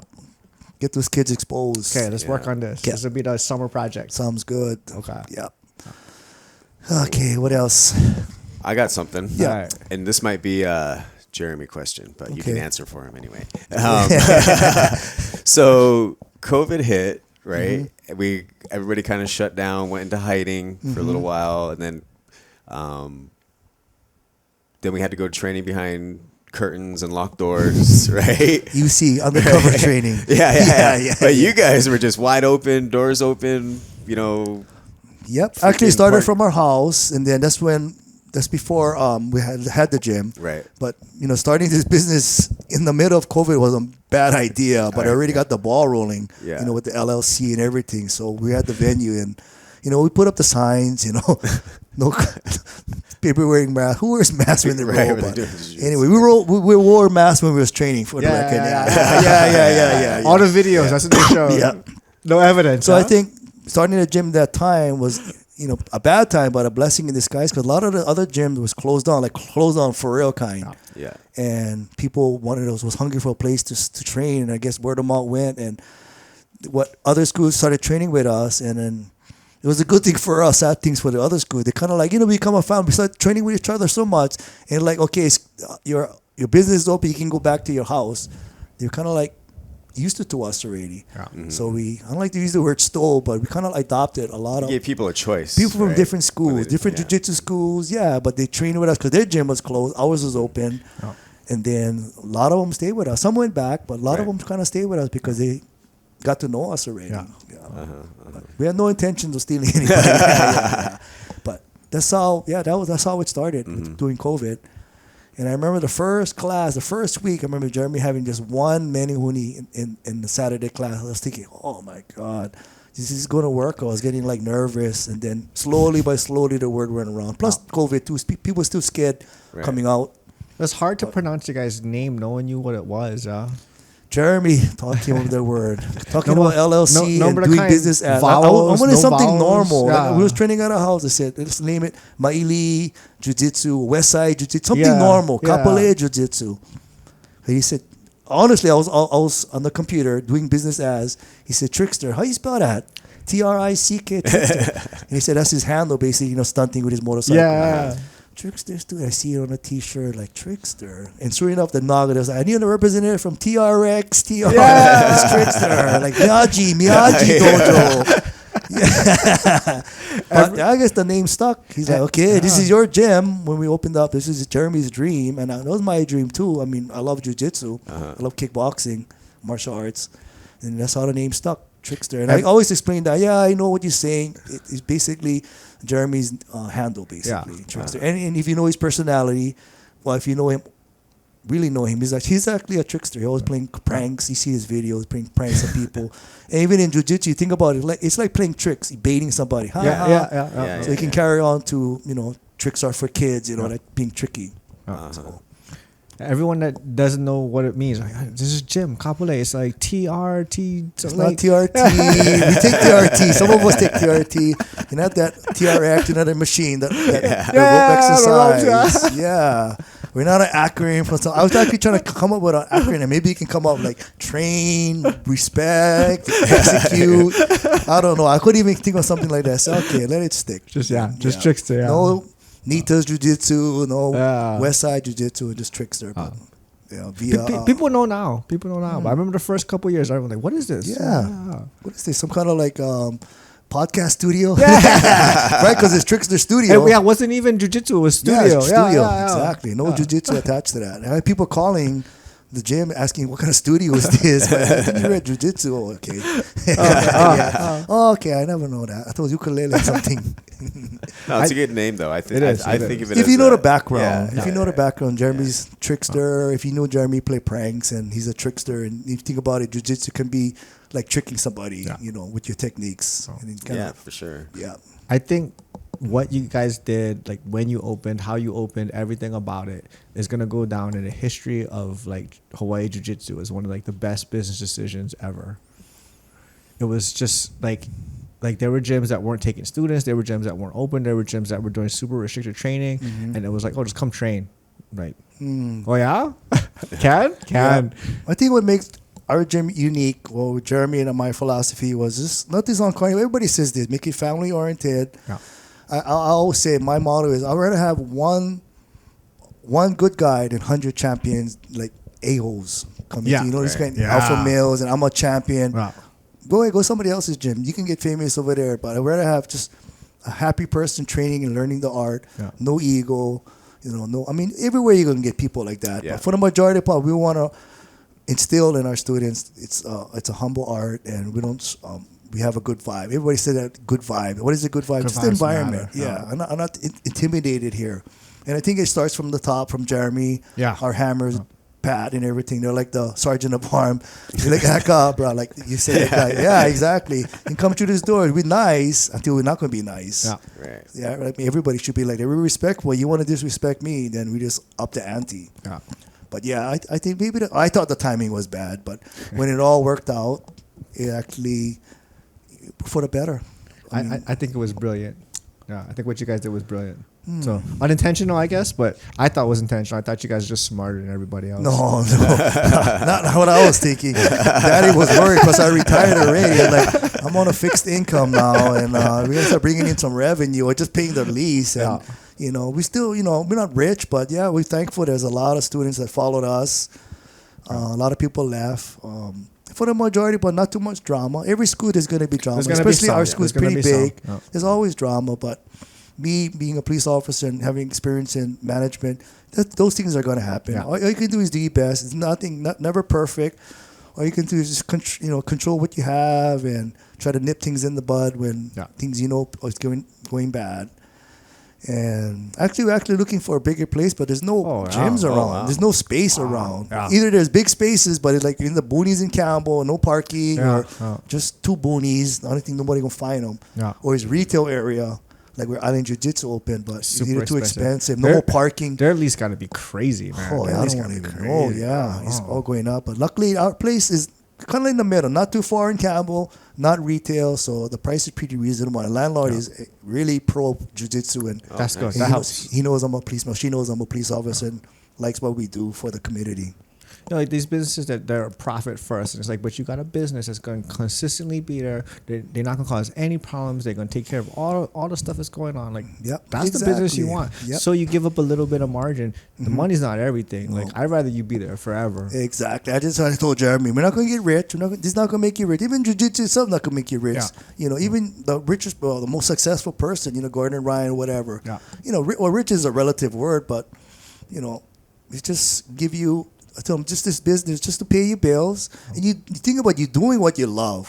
You're going to, you know, how many people would just love to train as a living? Yeah. You know, not rich, but this is his dream. That's why I told him, I don't like you get burned out to,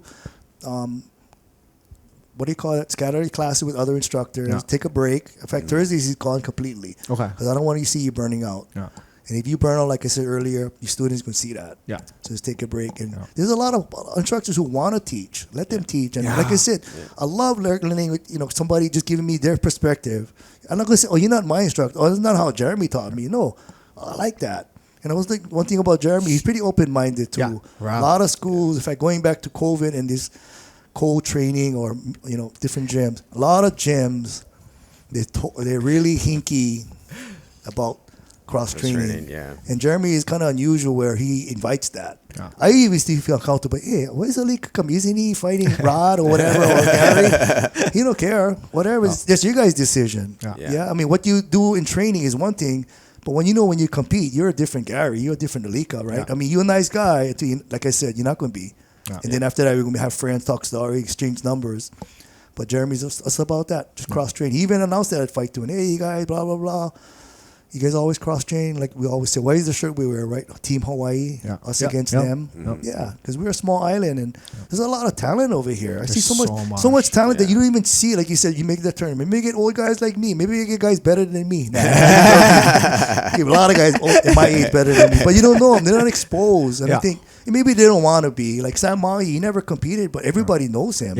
Everybody knows. If you don't know him, then you don't do jiu-jitsu. Yeah, you're not paying attention at all, right? I don't remember him competing, but he probably dominated people he competed with. But there's a lot of talent out there that don't compete, and I would like to see them compete. Even at our school, I always after class, if I got something to say, I would say, you know, I'm not pushing this, but you should think about trying at least one tournament in your career. At least one. At least. You can realize, have this jiu-jitsu in perspective. If you're a hobbyist, that's fine. I'm not going to push you. I don't want to be responsible for you getting hurt. But just me, I started late, so I'll kind of inspire them. I competed for like 6-8 years, starting from 46 up to, in fact, 2 years ago. Last year, I think I competed. Oh, nice. Yeah, at NAGA. Oh, nice. So I'm never too old to compete, but like I said, you know, like we never do sports in high school, so now you can compete, maybe relive your childhood. You can compete in somebody relatively your age, but it makes your jiu-jitsu relative like, wow, this is why I don't want somebody to be in my side coach. Now I know how bad the mountain is. And now I know, you know, what not to put my hand in there and get triangle. Yeah. You know, you just go through the numbers in class. You know, even when you do sparring, it's all your friends. It's catch and release, ha ha ha. You're not going 100%. But you're in a tournament, that's when you really test it. Yeah. The closest thing to an actual fight is actually going to a tournament. Yeah. So I think that's why we got to expose that. It's good to be able to open up. It's also good to get that honest feedback right away. And it's like, we both understand today, we're going to be able to see. But it's like any other sport. You're not going to play basketball and not, like, actual basketball game. You're not going, I'm going to give you a chance. I'm going to try to beat you today, right? Yeah, exactly. We're not punching each other. We're not, hopefully not injuring each other, right? Yeah, you give it your best game, and you come to win. Yeah. I hate when people say, just have fun. Yeah, you're having fun. Deep inside, you know when we say that too? If you know the guy going to lose. You always say that to you know the guy, you're not too confident. Right? When you know the guy, you used to smash him. Yeah. But you came here to win. Yeah. That's how human nature. Yeah. If you tell somebody, oh, just have fun. You know what? Save them their money. Go have fun in open mat. Yeah. Save your money Yeah. to go IBJ. I go IBJ just for the experience. You like experience. Everybody planning to go to their open mat. But when you compete, I believe, especially the money you're spending, the amount of time your coach believes in you, you got to go in there with the mindset, I want to win. I want to win. I'm going to give it my best. I want to win. Yeah. I'm not going to compete. He goes, Gary going to beat me. I'm going to take second. Maybe I can take Alika. No, I'm going to beat everybody. That's my mindset. If you're not thinking like that, then you already lost already. Yeah. Yeah, you got to come in with that attitude. I mean, not arrogant, but just that confident in that mindset. I'm going to win. I come in arrogant. You come, yeah, for real, no way. That's the only way I can compete. Oh, I but you can back it up. You can back it. Oh, whatever. But like for me, that's how I get into a competition mindset. Yeah. Like some guys, like they're super respectful. Some guys this that. Like you watch me, but when I walk out there, when it's time to go. Mad. Not even mad. It's just like I feel like I'm the best person on the planet. Like bring on Gordon Ryan. I'm gonna tap him today. Like today is my day. But it's not like I don't feel like that. Oh, you go crypto walking mode. around. Yeah. Wow. But like it's just for the match. Like that's how I know I perform well. But at least you know how to turn the switch off. Yeah. It's usually like right before the match, right when I start my warm up. Like What is your ritual? You want to be by yourself, or you want somebody to talk to you because you're nervous? I have a warm up. I just sit in You the have a back, ritual. put my music on, and then go. Or you want to be warm-up. by yourself, then it's psych out. Yeah. And then once I go through the warm up, it's like I'm already in the mood. So if you talk to me, I'm kind of distant or like I'm just focused on what it is. I'll talk. Like I'm still joking around, but like as soon as I start walking out to the mat, It's game time. Oh, it's business. Like it's all business, and it's gonna be Nice. business until this is done. Nice. But like, Were you a little bit nervous? I mean, Little bit. always gonna be nerves. Yeah. But you watch my matches. I talk to the guy in the match. Yeah, he was having Like, fun with who was that? The last one? Oh, Darren. Darren, yeah. Like sometimes I'm purely talking shit. Sometimes I'm just having fun. For I just real? it's like whatever it is. Because in my head, like I gonna win. Even if I'm losing, I gonna win. I gonna come back. I gonna tap you. Wow. You know. That's good confidence. So Nice. How about just you, Gary? You have Well, a ritual? Alika calls me the weirdo, but I try to, for some reason, I can just disconnect from all the pressure, all the lights and everything, and it's just another day for me. That's simple as that. Wow. You have a ritual like your good luck gi? I just want to. Good luck. No, No, not that far. My only Good ritual luck breakfast. is before I step on the mat, I want to feel like I already had one match. Like warmed up. I warm up to that. Yeah, you point. got I feel that- like I had one match. All that Yeah. wrinkles out already. Yeah. Wow, everybody got rituals. We should do a podcast on that. Yeah, pre-rituals before the matches. Oh, it could be one of our standard questions. I see people slapping their face, jumping up Yeah. and down. Most of the guys are like chilling out with their earphones. They're relaxing. something. Relax. You know, for like the kids, I always tell their parents like treat them like Pavlov's dogs. Yeah. What is that? What kind of dog is that? No, Yeah. Pavlov, he ring the bell and then he bring the food out to the dogs, and the dogs know that something's gonna happen with this bell, so then they was ready to eat. Yeah. Associated with the bell. Oh, okay. So like condition them on the way to class, condition them on the way to before they step on the mats, right? So then when they get to the tournament, they have that same routine. And then if you think tournaments, like the time between the matches, yeah. when you get called up, it's usually like 5 to 10 minutes. So that warm up, that elevation to where we're about to go has to be like 5 or 10 minutes. Right, so if you're a seasoned competitor, you have your thing. Don't listen to me. But if you're trying to get somebody who doesn't compete, like before, like I do the same warm up every single class. Like guys see me, I do the same thing every Boring time. in your class. But I mean, it's like my own warm up. I come to class yeah. early to make sure I get my 10 minutes of stretching in. You're actually doing it for yourself. I'm doing it for myself, but I listen to the same song. I'm not going to tell you what song it is, but I listen to the same song. Taylor Swift. It's an old song. I've always listened to it. It's not aggressive. It's just a song that like, oh, it's time to go to work type of thing. So you're actually going in calm, not aggressive in your mind. I don't go in aggressive. No. Oh, you know people get aggressive. Like I'm gonna tear you apart, man. You too, Gary. No, Pretty just, calm. just another Just day at it's work another for me. day. Wow. Yeah, Yeah, this is you my calm. job. This is what You I'm gonna calm. do. Oh. Yeah. But yeah, But it comes with experience. I'm sure your first tournament you wasn't like that. Yeah. Yeah, exactly. That's why I always say you cannot coach the first tournament. Cannot. No matter what you say, it's gonna sound like Charlie Brown. Yeah. The adrenaline's gonna, like, yeah, kick he'll be in. looking at you. Come on, I want this. Even when they're rolling, everything's like getting pounded by me. He'll be up, and you see this mouth, and it comes to light. Get out of sight control. bridge. And they fall like, oh no, you got 5 down already, 5 points down. Oh man, but yeah. The inexperienced ones, I tell them like just force it. Especially your kids, you're in a car with them, you're driving to practice, force it on them. Yeah. Get them to do the same thing. you At gotta some get their point- first tournament out of the way. Got to. Because Yeah. what Got to. reference do they have? You cannot say, at least now, you remember your first tournament, this is what happened. Yeah. Like anything else, you got experience. Yeah, what was your first tournament? White belt, blue belt? Well, like I said, I never had belt. It was a backyard kind. But yeah, I went up the ranks: beginner, novice, intermediate.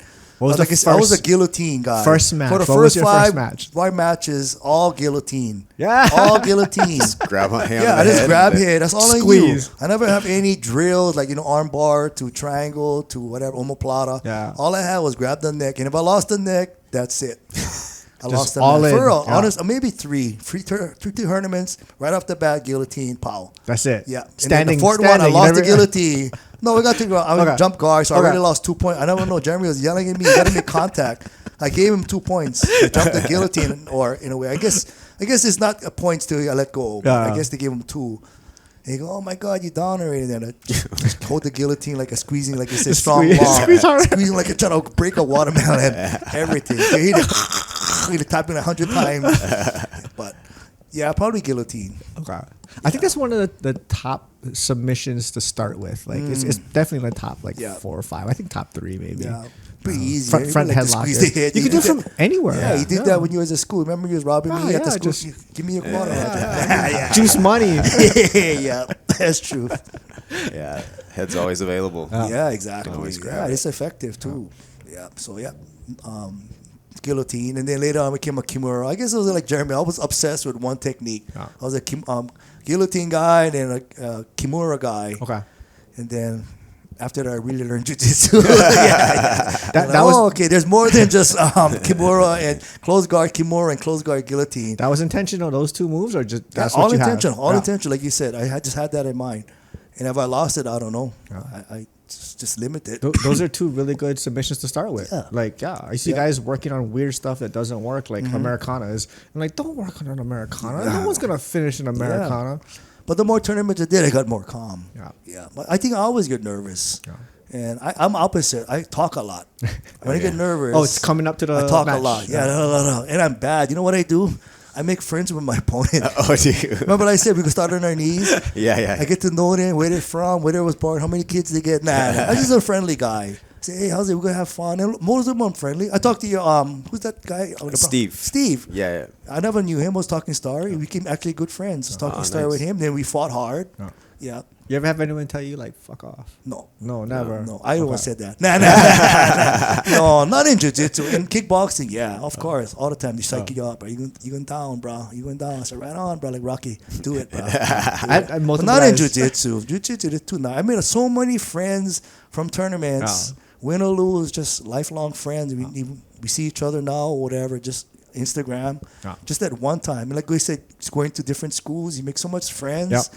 We all know the struggle. Like we speak a different language, and we know pretty much the rules. To be the etiquette. What about national, international competition you tried? I did one at blue belt. Okay. Yeah, it didn't go well. I was winning, and Jeremy can tell you this one. This is always his story. Jeremy always talks crap about me in the gym. He always uses me as a bad example of what not to do. Yeah, my dad, he started from his knees, Yeah, everybody was laughing. He set the standard with him. So next time he can come out with his wheelchair and a kind of respiratory tank. But what was we talking about again? International or national competition. I did a blue belt, so Jeremy was on my corner, of course. Who am I? A guillotine guy. Confident. I mean, guillotining everybody at intermediate level. Blue belt. I guess blue belt. I never had a belt. I just entered blue. Because I'm a white belt, I think, masters. Held the guillotine. I think I was up on points rate for some reason. I don't know. Maybe because the attempt. I don't know. Maybe advantage. Okay. Long time. And guess what happened? Popped his head open. Bam. And I swear 4 minutes went by fast because I think it was like Rocky. I was ahead. And if his war story was 45 seconds in, I passed this guy's guard. I mounted him. I took his back. It was like 8-1 in 40 seconds. Why? Because I gassed out. I was a one-trick pony. I had him. The guy was gurgling too. I was like, you mine, bro. It's going to be a highlight 15-second tap. And I lost him, and that was it. And Jeremy's mouth is slow motion. He was yelling so loud. Even the coaches beside him was losing. They're like looking at him like, "Oh, bro, this guy is losing his mind." Yeah, because no, Dad, don't gas now. What you gas? You don't talk like that to the kid, but you talk like that to Dad. Yeah. Huh? What you gas? What's wrong with Dad? you? What? You give up? One trick pony. I told you about the guillotine. You lose him. What you gonna do next? I don't know. Run out of bounds and reset. I'm trying to guillotine again. Yeah, but that was it. But it was a good experience. Was that Master Worlds or something? Yeah, Master World, M4, Master 4, blue belt in like 2014. Wow. It was a good experience. Yeah. But I didn't go there for the experience, right? What they said, gotta win. I went there to win, but it was a good experience. Other than that, just local Nagas, one Naga in Vegas. Yeah, that's it. That's it. Like I said, I started late, and majority of my tournament, because I started late, I mean, to my excuse, never have too many people my age competing. Yeah, that's going back to the old man. Yeah. At that time, honestly, my first 5 Nagas, nobody came within, not exaggerating, 10, 15 pounds in my weight, heavier. Yeah. So I used to make weight for Nate. I used to try cut to like 159. Like, oh, I'm so skinny. Yeah. For Nate, they come with, oh, Roger, you know how Naga is. I got a 170 guy. He's 45. I was like 52, whatever, something years old. I'm going to take him. I'm going to say, I'm already here. Give me my money back. Here. No, but that's it. Yeah. So that's why, that's why I started late, but no too much competition my age. Yeah, that's true. Yeah, but I like it. They're still available. Yeah. And maybe more available. Yeah, we're going to make it happen. Yeah. We're going to make it happen. Nice. That'd be a fun one. Who would you call out in Hawaii? Who would be your guy? Who you compete against? That's a good question because of my teammate, Jeremy Cam. That would be good. That would be good. We actually same age. He's a little bit heavier than me. He's a little bit fatter than me. He get one big head to guillotine, though. No, he's strong. You get one I don't noggin. know, not really. Who I want to compete about? My age? Not too many people my age. Nobody. Can you think of anybody would match make me with? Because that guy in the Big Island, Lance. Okay. Yeah, he's like 10 years. He never realized he was that younger than me when he tapped me out. He tapped an uncle out at the last Naga. How old is Dewey Doan? Dewey Doan. Who's that? Dewey. Kikoa Dewey. I don't know. He's got to be pushing 60. He's got to be close. Yeah. Black belt? Brown belt. Brown belt. What do we make belts irrelevant? We can make no belts. Just whoever wants to match. I would. Gi or no gi? Whatever. We probably just do all gi. Make it. Okay. Yeah. Okay. Uniform. Yeah. Okay. Yeah, that would be good. Yeah. What about you, Gary? You know anybody my age? Steve might be down again. He's still brown. No, he's black belt. Oh, now. good. About time. Yeah. Thank you for calling him. He's good. All right. He's still in the islands. Yeah. Oh, that'd be good. He lives in Mililani. He's permanent resident in Mililani. Okay, local then. Yeah. Okay.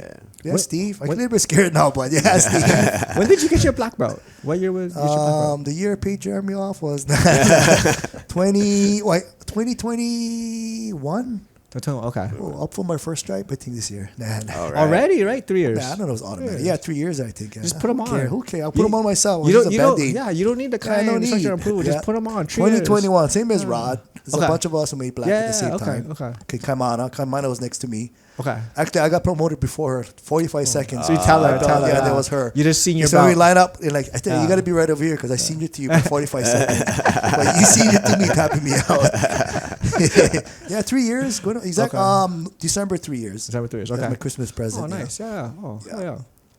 But yeah, it took me a long time. But I think nowadays, with all the modern jiu-jitsu, as far as Instagram, YouTube, and everything, I think people are learning jiu-jitsu at a much faster rate. I think so. By far. Yeah. So people say, it took me 10, 12 years. But back then, did you have videos and all these resources? He was lucky if you can order when Marcelo Garcia DVD. And they were terrible. It was all grainy. You couldn't even see. It wasn't that detailed. The guy was talking, you shrimp out and you're talking like this. What is he saying? And the translator on the first Marcelo videos. But we came a long way. And I think that's why people are, we think, getting promoted sooner or faster. And that's a different issue. But I think because the technology is out there. Yeah, you cannot fault them. If they're good, they're good. What are you going to do? Sandbag them? Right? BJJ Fanatics. That thing changed jiu-jitsu. Like, it was so hard to get instructionals. And now it's just like click, click, boom. Yep. And then guys are putting all the stuff on YouTube. Like, YouTube is crazy now. Do you guys use that as fellow black belts? Do you rely on social media, even for your instructions? Not so much social media, but YouTube, whatever, or instructional videos. Competition videos, instructionals. Yeah, because it's out there. Yeah. I think Kyle Terra provides one to Jeremy. Gets his techniques. So much good stuff, right? You can see this guy how he plans everything. You can copy how he teaches, like exactly. And that's how you be open minded. You don't want to be closed minded jiu-jitsu. You're not going to evolve. You're going to be stuck in your old way, like karate. You can't fight somebody like that. Who fights somebody like that? Bro, you got access to all. You got access to all. He looks good and styles. choreographed, but he's not going to work out there, bro. Yeah. Exactly. We came a long way. You feel like people are getting promoted a lot faster than your generation. You know, the average, remember before, it takes an average of 10 years. I think justifiably they are. Yeah. Justifiably. Like they're getting better. Yeah, I mean, BJ got it at 3 years, but he's extraordinary. Kyle Terra. I roll with purple belts, even some decent blue. I roll purple belts now. That I'm like Kawhi. Bro, Kawhi, he's special. Man. Who's the young kid you guys got at your gym? He might be a blue belt. He just competed? Probably. Yeah, he does all the competitions. What the heck is his name? Like blonde hair kid. Gavin? Gavin. Yeah. Gavin's good. Gavin, and then you got another one. Is it like Josiah or Jonah? Jonah. Jonah's good. Jonah's good. Yeah. I rode with Braden Cruz this past weekend. He's from Baja. He's good. I was watching him. I'm like, I didn't know who he was. Purple belts. Purple belt. 17 years old. I was like, 17. Oh man! How have you been training? So he's 17. People are getting better sooner. Yeah, he said he's been training 12 years. He's been training since he was 5. I look at him, I'm like, well, you move better than like everybody. 12-year-olds already learning heel hooks. Crazy. Learning the saddle. You see, I mean, you seen the Funeka girl this weekend. She won worlds, right? Like youngest ever. Crazy, but. Yeah, so justifiably, I think guys is getting promoted fast, but they're good. Yeah, you're right. Justifiable. Yeah, I mean, they can hold. What they gonna do? Yeah, they're dominating their division. Yeah, people gonna look at you. Maybe you sandbagging. But they don't meet the IBJJF rules. But I think there's a loophole in that. You can get around it. I look at Kawhi when he's eligible for the brown. He should be brown. When he's eligible for that, give him the black. Just a matter of time. Yeah, he's got to put his time in if you're IBJJF regulated. It's not his ability.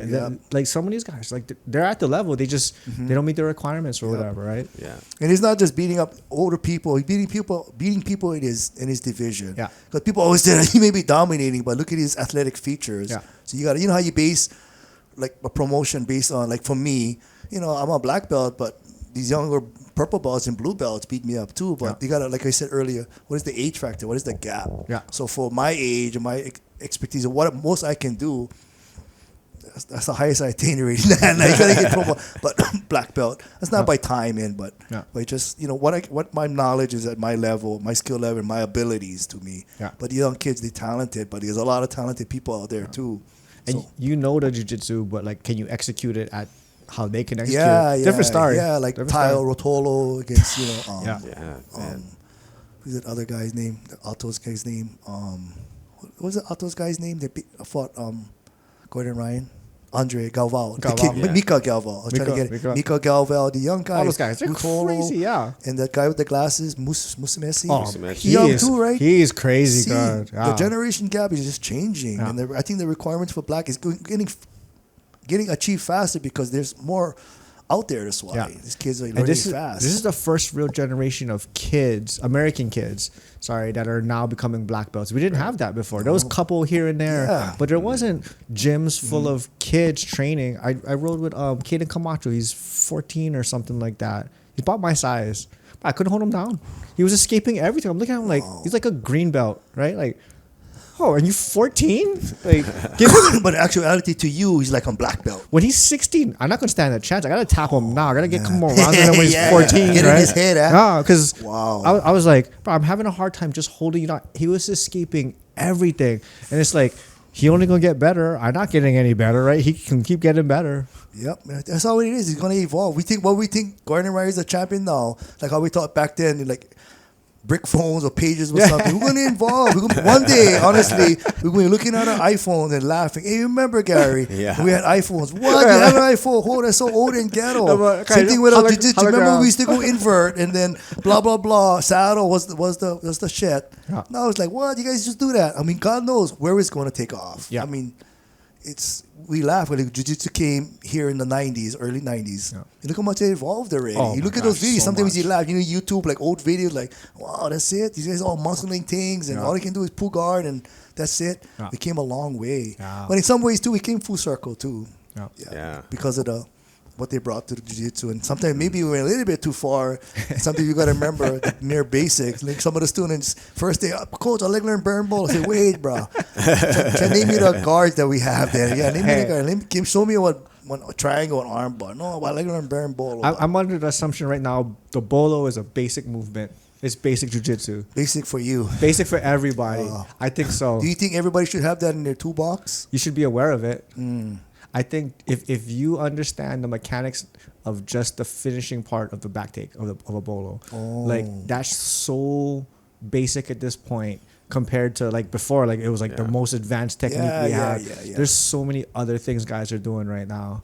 I think the bolo is pretty much like almost a necessity to at the very least recognize and counter. You have to have like actual. You can't just before you just put your back flat on the mat and then just wiggle. That's not an escape anymore. That's done. That's give the back. Yeah. So I think now like in this generation the bolo is almost. I mean not basic, but it's like should be in your toolbox. It almost has to be.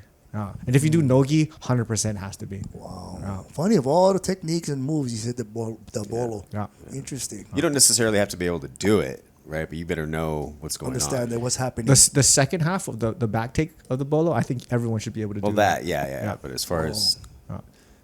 Would it be embarrassing if I say I don't know how to bear a ball? I know a little bit about it. Yeah. You get the package. I know the idea of it, but like I said, it's not in my arsenal. But I think sometimes we stray away from the general basics. Yeah. You know, I think sometimes the coach's mindset is, I come here, I want to impress you. You know, like seminars. I like when a seminar came here. I don't know, it was Fionn Davies, but they said when they come to a seminar, they're not over here to awe you, like flying triangle, like stuff that don't work for them.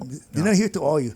They're here to share what works for them, what made them a champion. Yeah. I'm not going to show you what Gary teaches. I'm going to show you what made me win this tournament. You saw, I always see that's why they sell the videos, right? Because you want to learn something, it was war tested. Yeah. Not something to awe me. War tested. Like I did this, that's why I watch YouTube. I don't want to see like 15 minutes of that, repeat this, blah, blah, blah. I like see like, blah, blah, blah. You know how to get the like Instagram, show them war tested. And they see the guys break it down, like the Meow brothers. They break it down, how they break it. It's not even their students. It's like, wow, I saw something at the tournament. Let's break this down. Hit it in comp against someone. What is the what does she call her knee slice? The basic bitch knee slice or something like that, right? Oh yeah, Darius. yeah. But like, she's so good at it. So tactical. Like, Andressa came to our school, same thing when they do seminars. Yeah. It's like I'm gonna show you how to do this move. Like how to actually do this move. Yeah, exactly. What worked for them, not to wow you. Oh, show me on flying arm bar, flying triangle, whatever. No, come on, bro. That's not. Maybe the other people they want to see that, but come on, you want to be realistic. Right. I want stuff that works. Yeah, it might be even simple. But when Barcella came to the defenders, something basic was just necktie, something basic. But he gets so much knowledge that you just gotta break it down step by step. You want to go to Z, but sorry, you gotta stay on A for a while. Like you said, your workout is kind of boring. Your regiment. But your warm ups rather. Yeah. But boring is good. Boring is actually when you bored or something. You better be good at it because you got to tell me you got it down, right? So nothing wrong with that. Yeah, it's one thing when people come up and it's like, oh, I want to teach, blah blah blah. Like, you're not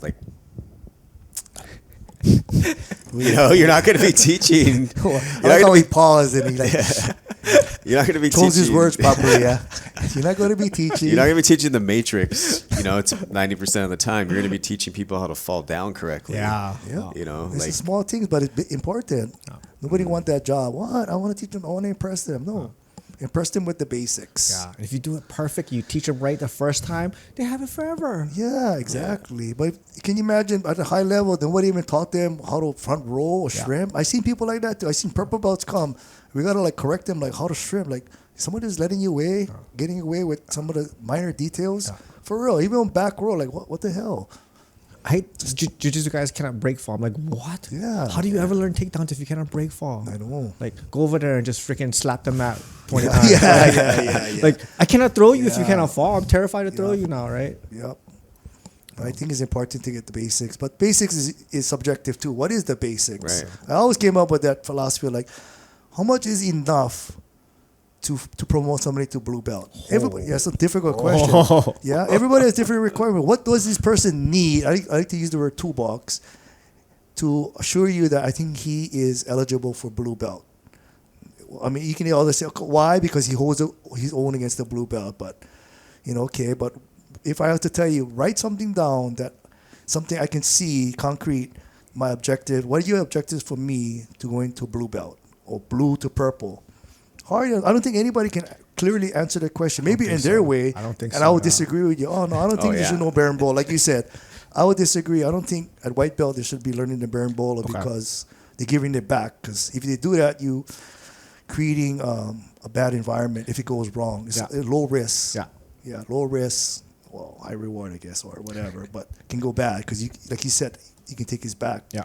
And at that level, they should be just learning. But you're going to disagree? No, Roger. I think they should learn bearing ball. I think they should learn the saddle. We shouldn't wait to brown belt. The quicker to learn the saddle, because in NAGA, anything goes by blue belt, I think. So Once you get even if intermediate, a learner, you can you're really behind the curve. Yeah. But that's a difficult question. What is the standard? But everybody has different standards. And like, is the blue belt, like, what does it mean? Is it an advanced belt? Is it like a real belt? Is it you understand jiu-jitsu belt? Right. What if this blue belt was a collegiate wrestler, new to your gym, just fresh out of college? He goes smash everybody. Yeah, he goes smash everybody. I don't know blue belt, but He may not know barely any jiu-jitsu. Yeah, so it's really difficult to label concrete what the requirements are. And I think anybody was able to. You can come close with everybody's podcast saying what they're not but when you watch YouTube, their requirements. I think like Roy Dean had curriculum, like literally written tasks. You guys have curriculum at TRXTR? No, he just got to tap Uncle out, which is easy. No, I think Jeremy just rolls with them. Yeah. And you're about there. Yeah. I think a lot of people do that. Active roles. There's no formal tests. You have anything? Curriculum tests? Anything? No curriculum test. And I don't like.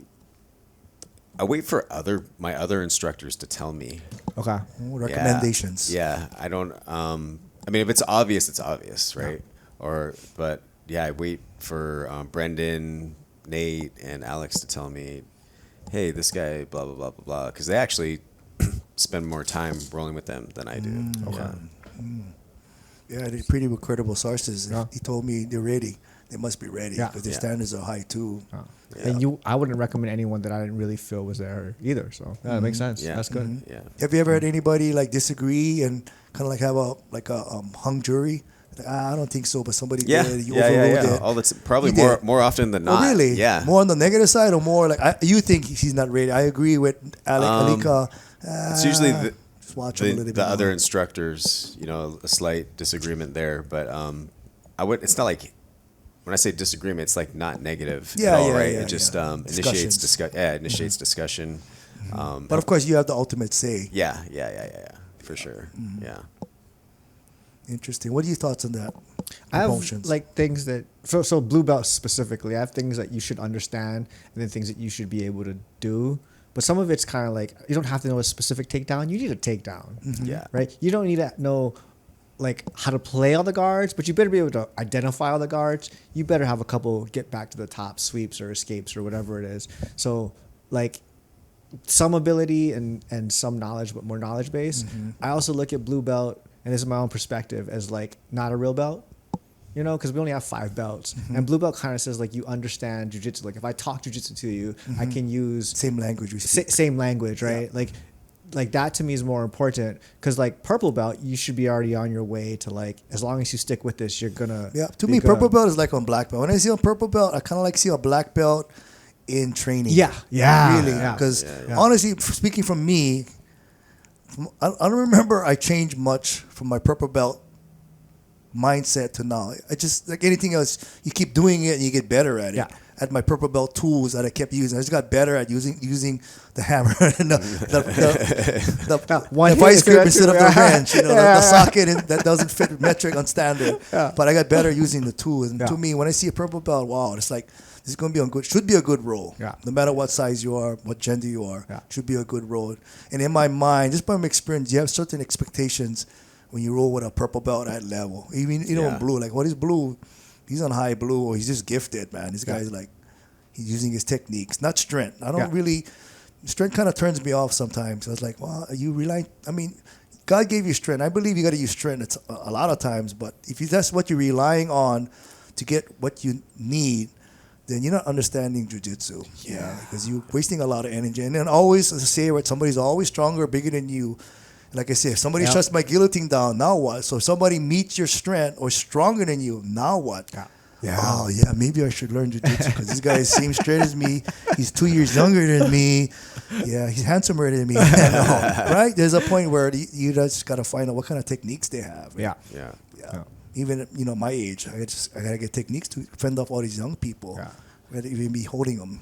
I think at purple belt, you've got to have some black belt level moves already. By the time you put that belt on, you kind of label like, oh, Alika, he's the guillotine Yeah, guy. yeah, He's the lapel guy. Yeah. Right? You kind of get known for somebody in the class. Yeah. Or go with Gary, but Gary, you armbar you, but armbar Gary. you have a game at purple belt. You're like a black belt game. Yeah. Maybe not all the black belt tools, but you have something you kind of known for that maybe impressed upon the coach. Yeah. Even if you got gas tank or his wrestling skills, but Yeah. something impressed me to be above the blue. 'Cause to me, there's a big gap between blue and purple. Huge gap. Yeah, it should be like when you promote purple, you sure you're ready. I mean, like you have a lot of confidence. Like you said, it's like assurance that this person probably gonna walk in black belt shoes. Yeah. If he stays with it. Yeah. Yeah. Blue, like you said, blue belt blue. People drop blue, blah blah, for whatever reason. But with a purple belt, to me, is like, well, that's why they call it expert, right? Yeah.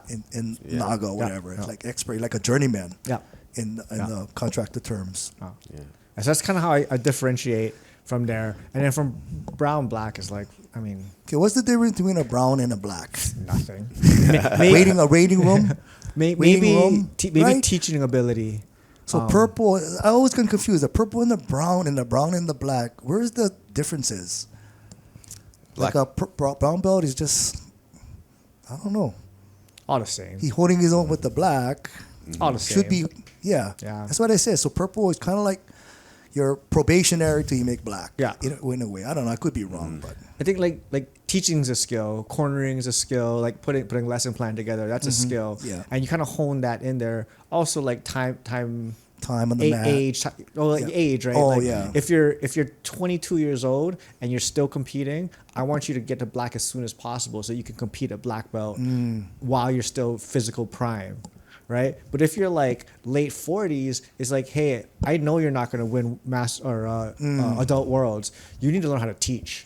So I might back off on a young person. Like you don't really need to hone your teaching, but on someone that's out of their competitive career, like you need to learn how to run a class. You need to learn how to think of jiu-jitsu conceptually as opposed to technique-wise. Yeah. So your blue belt standards for someone in the 40s and a stud at 20s would be different. Nah, blue belt, to me, blue belt's a very beginner belt. It's saying like, I can talk jujitsu to you, and you have a toolbox with like a couple tools in there. You don't need a ton of them, just a couple tools that you can actually pull off live, and then you understand enough. Like if I say De La Hiva, you know what I'm saying. If I say K-guard, you're not like, what's K-guard? You know, stuff like that. What about you, Gary? What is your mindset on that first jiu-jitsu belt? Sure. Going through your mind, like okay. I'm kind of with like blue belt is just you know some stuff and now you're dangerous, right? But you still you don't know what you're doing yet. You just know how to like apply some moves, right? And then purple belt is okay. I know you understand jiu-jitsu now. You don't have to use strength. You know how to use momentum. Jesse heard that, Jesse. Yeah. And then purple belt is when your game begins to take shape. You were talking about those like moves that you know really, really well. And then brown belt, they have a definitive game, right? And at black belt, you're able to force your game onto other people. You're able to take what you want when you want to take it. Take control. Yeah. Wow. Which is not an easy thing, right? Yeah. Not an easy thing. And take what you want. What does that, what does that mean exactly, and to who? So that's another philosophical, broad question. To me, when I see a black belt, I think you demonstrated. Generally, you know how to handle all these tools, from the crescent wrench to the pneumatic tools, or you're not might be an expert at all, but you've been in the mat so long that you've seen a lot of things that only experience can teach you. Only experience. I've rolled with those people. You don't have to be tapping out everybody. You just have a lot of knowledge. Yeah. Like me, I got a lot of knowledge. Like I don't play Baron Ball. I don't play Spider Guard. I mean, I know of it. I have knowledge of it. I just choose not to use it because I know in my age or my ability, I cannot use it. Yeah. But I'm able to explain it. Somebody came up more or less and explained it. I might get the complete details, but I've seen it. So I have the experience to roll. Yeah. So that's what I think from a black belt. You got all the tools, and now, like kind of like in my Kenpo, my instructor says, now you're on black belt. It doesn't mean you know it all. We never know it all. Yeah. But it's now time like master, okay, grasshopper. Now it's time to make your school, right? Pigeon kind. Okay, Gary, you're in black belt from so and so. You're not going to beat me. I don't expect you to beat me. I gave you all my tools, my blessing. Go and make your path. Yeah, and then you build on that path. You recreate things like, respectfully, what you showed me last time, no works. I won't share it my way, but at least I was exposed to it. I seen it. It just doesn't work for me. A hybrid or whatever things that you do, and that's what makes jiu-jitsu interesting. Get different styles. We all did the same jiu-jitsu, same school. Not going to be challenging. Be boring. Yeah, that's why like, why it would be boring. Kind of demonstrate your art, your thoughts, your concept against somebody else. If it was linear, it would suck. Yeah, it'd be boring. I'd quit already. Exactly. Yeah. That's why to me a black belt is. It's just you got an expert on all the tools, but now you got to make your own path. Almost you can fly. When I explain it to my students, I tell them blue belt, it's when you learn how to use your body. You can do all the drills, whatever. Okay. Purple belt, it's how I learned how to use your body. Right? I'm going to twist you up so that you can't use your body. So that's kind of the difference for me. But it takes some actual physical understanding of what's going on to control somebody else. Exactly. To me, a blue belt too should have, I wouldn't say no problem, but less problem with somebody who doesn't know any jiu-jitsu at all. If I got a blue belt on a party, we all drink and say, hey, this guy, he blue belt. Check over him, uncle, and cousin. He, to me, on the grass, you've been to these parties, guys kind of tipsy, and they're rolling around for fun, wrestling, having fun. But I always do that because we used to do that on our parties. I bring a mat with me just in case it happens at the party. Well, Gary's one of them, so you know. Right, you would think you're a blue belt. Scrappers, anybody. Oh, wow, no wonder you guys deadly up there. Yeah? That's you guys entertainment. It's like Y&I, bro. Why not? We don't go match. We go on the reef, bro. I lie. I tell people I don't know jiu-jitsu. I don't know what you're talking about. I walk away. Have you ever been challenged when somebody found out, you jiu-jitsu doesn't work and they're drunk? Sometimes. And you do backyard roll. Sometimes. No, I don't backyard roll. Oh, you don't I'm do not that. doing that. Not drunk rolls. Gotta be serious. Oh, okay. It's all in 100%. Wow. Oh, sorry, I won. You gotta take some chances. Bro. I don't want it. That's where you saw your jiu-jitsu at the party. You send your blue belt like Kung Fu Theater. Kung Lo, you go, you kill. Okay. I want if you kill my blue belts and I send my purple belt in, kill me. By the time you come to me, I'm out the doors. Okay, you killed in all my studs, bro. Time to walk out the door like Kung Fu Theater. I don't do any extra nothing. Like, cut me off in traffic. I gotta throw up shaka. Yeah. I'm not fighting in the backyard. Good. I wish everybody thought like you. If they did, I'll be out of a job. I'll be out of a job. Yeah. Sorry, there's no crime, no job. Right? You can take the day off today. Someone challenged me. I'm like, you win, man. You're way tougher than me. But to me, a blue belt should be able to like probably hold somebody off or probably nobody, just somebody off the street. Granted, playing our rules. To me, you should at least exhibit that. Would it happen though? Like you said, like old school Kenpo, they used to do that. They used to take people to Chinatown and show me how you can scrap. They used to scrap the sailors. This is like in the 40s or 50s when Kaji Kenpo was. Real training. On street. So Alika, we go out to Zippies. I look for somebody about 135. I see you scrap them. Okay, drop the ice cream on them or something. No, we don't do that. Oh man, okay, we don't do that. We don't waste ice cream. Yeah, don't waste ice cream. Terrible. Yep. Oh wow. Is there anything else you wanted to leave us with, our viewers with? Well, mainly like I reiterated, you never told to start jiu-jitsu. I think jiu-jitsu is an awesome sport. If not, I wouldn't be part owner of a gym, and I love it too.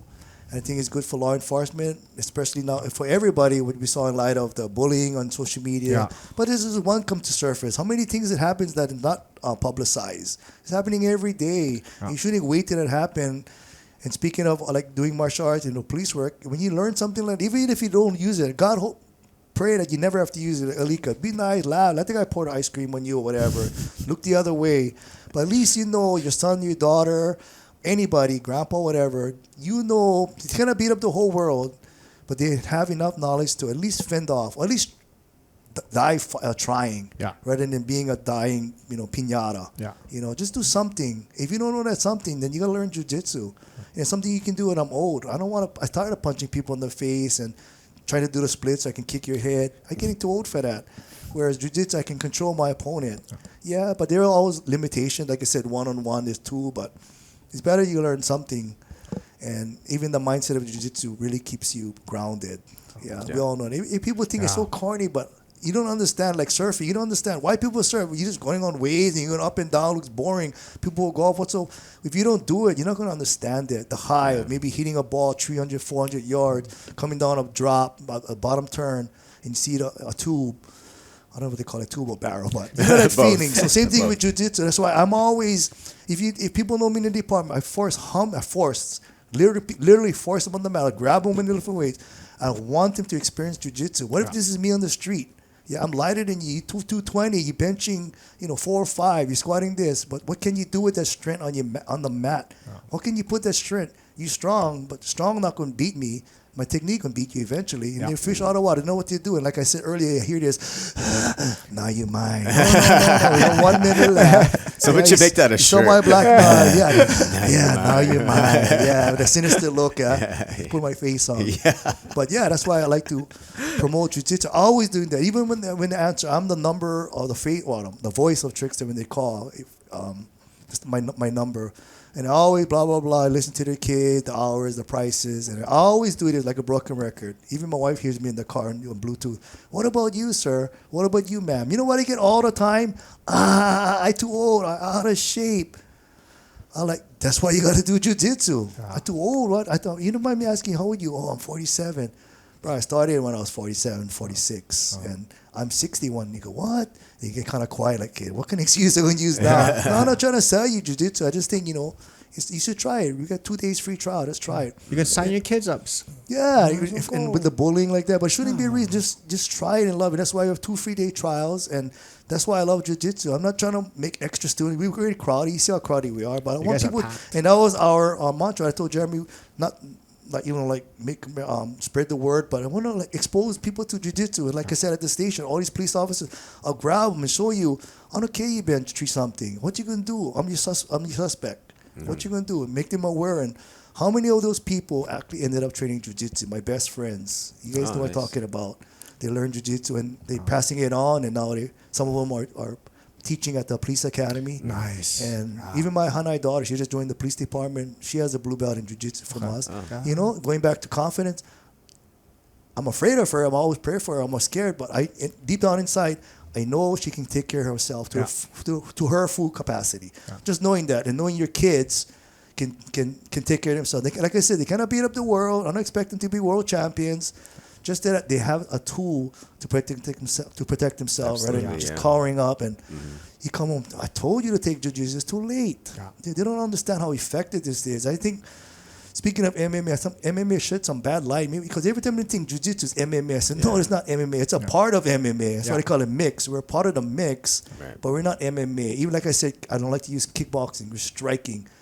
Sometimes people misunderstand the word kickboxing. Oh, yeah, we're going to kick people's head. You can if you want to compete, but we don't do that here. So jiu-jitsu, the thing of MMA, I says, no, it's so good exercise. Like I said over and over again, if you don't do it, you're not going to experience how good it is. You either love it or you're not going to love it. It's addicting. Like you said, you're addicted to jiu-jitsu. I'm in the mainland, looking to a yellow page or now on your phone, a gym near me. And that's how you should be. Like weightlifters. If I don't lift, I get crazy. I start jonesing. I feel like I'm shrinking.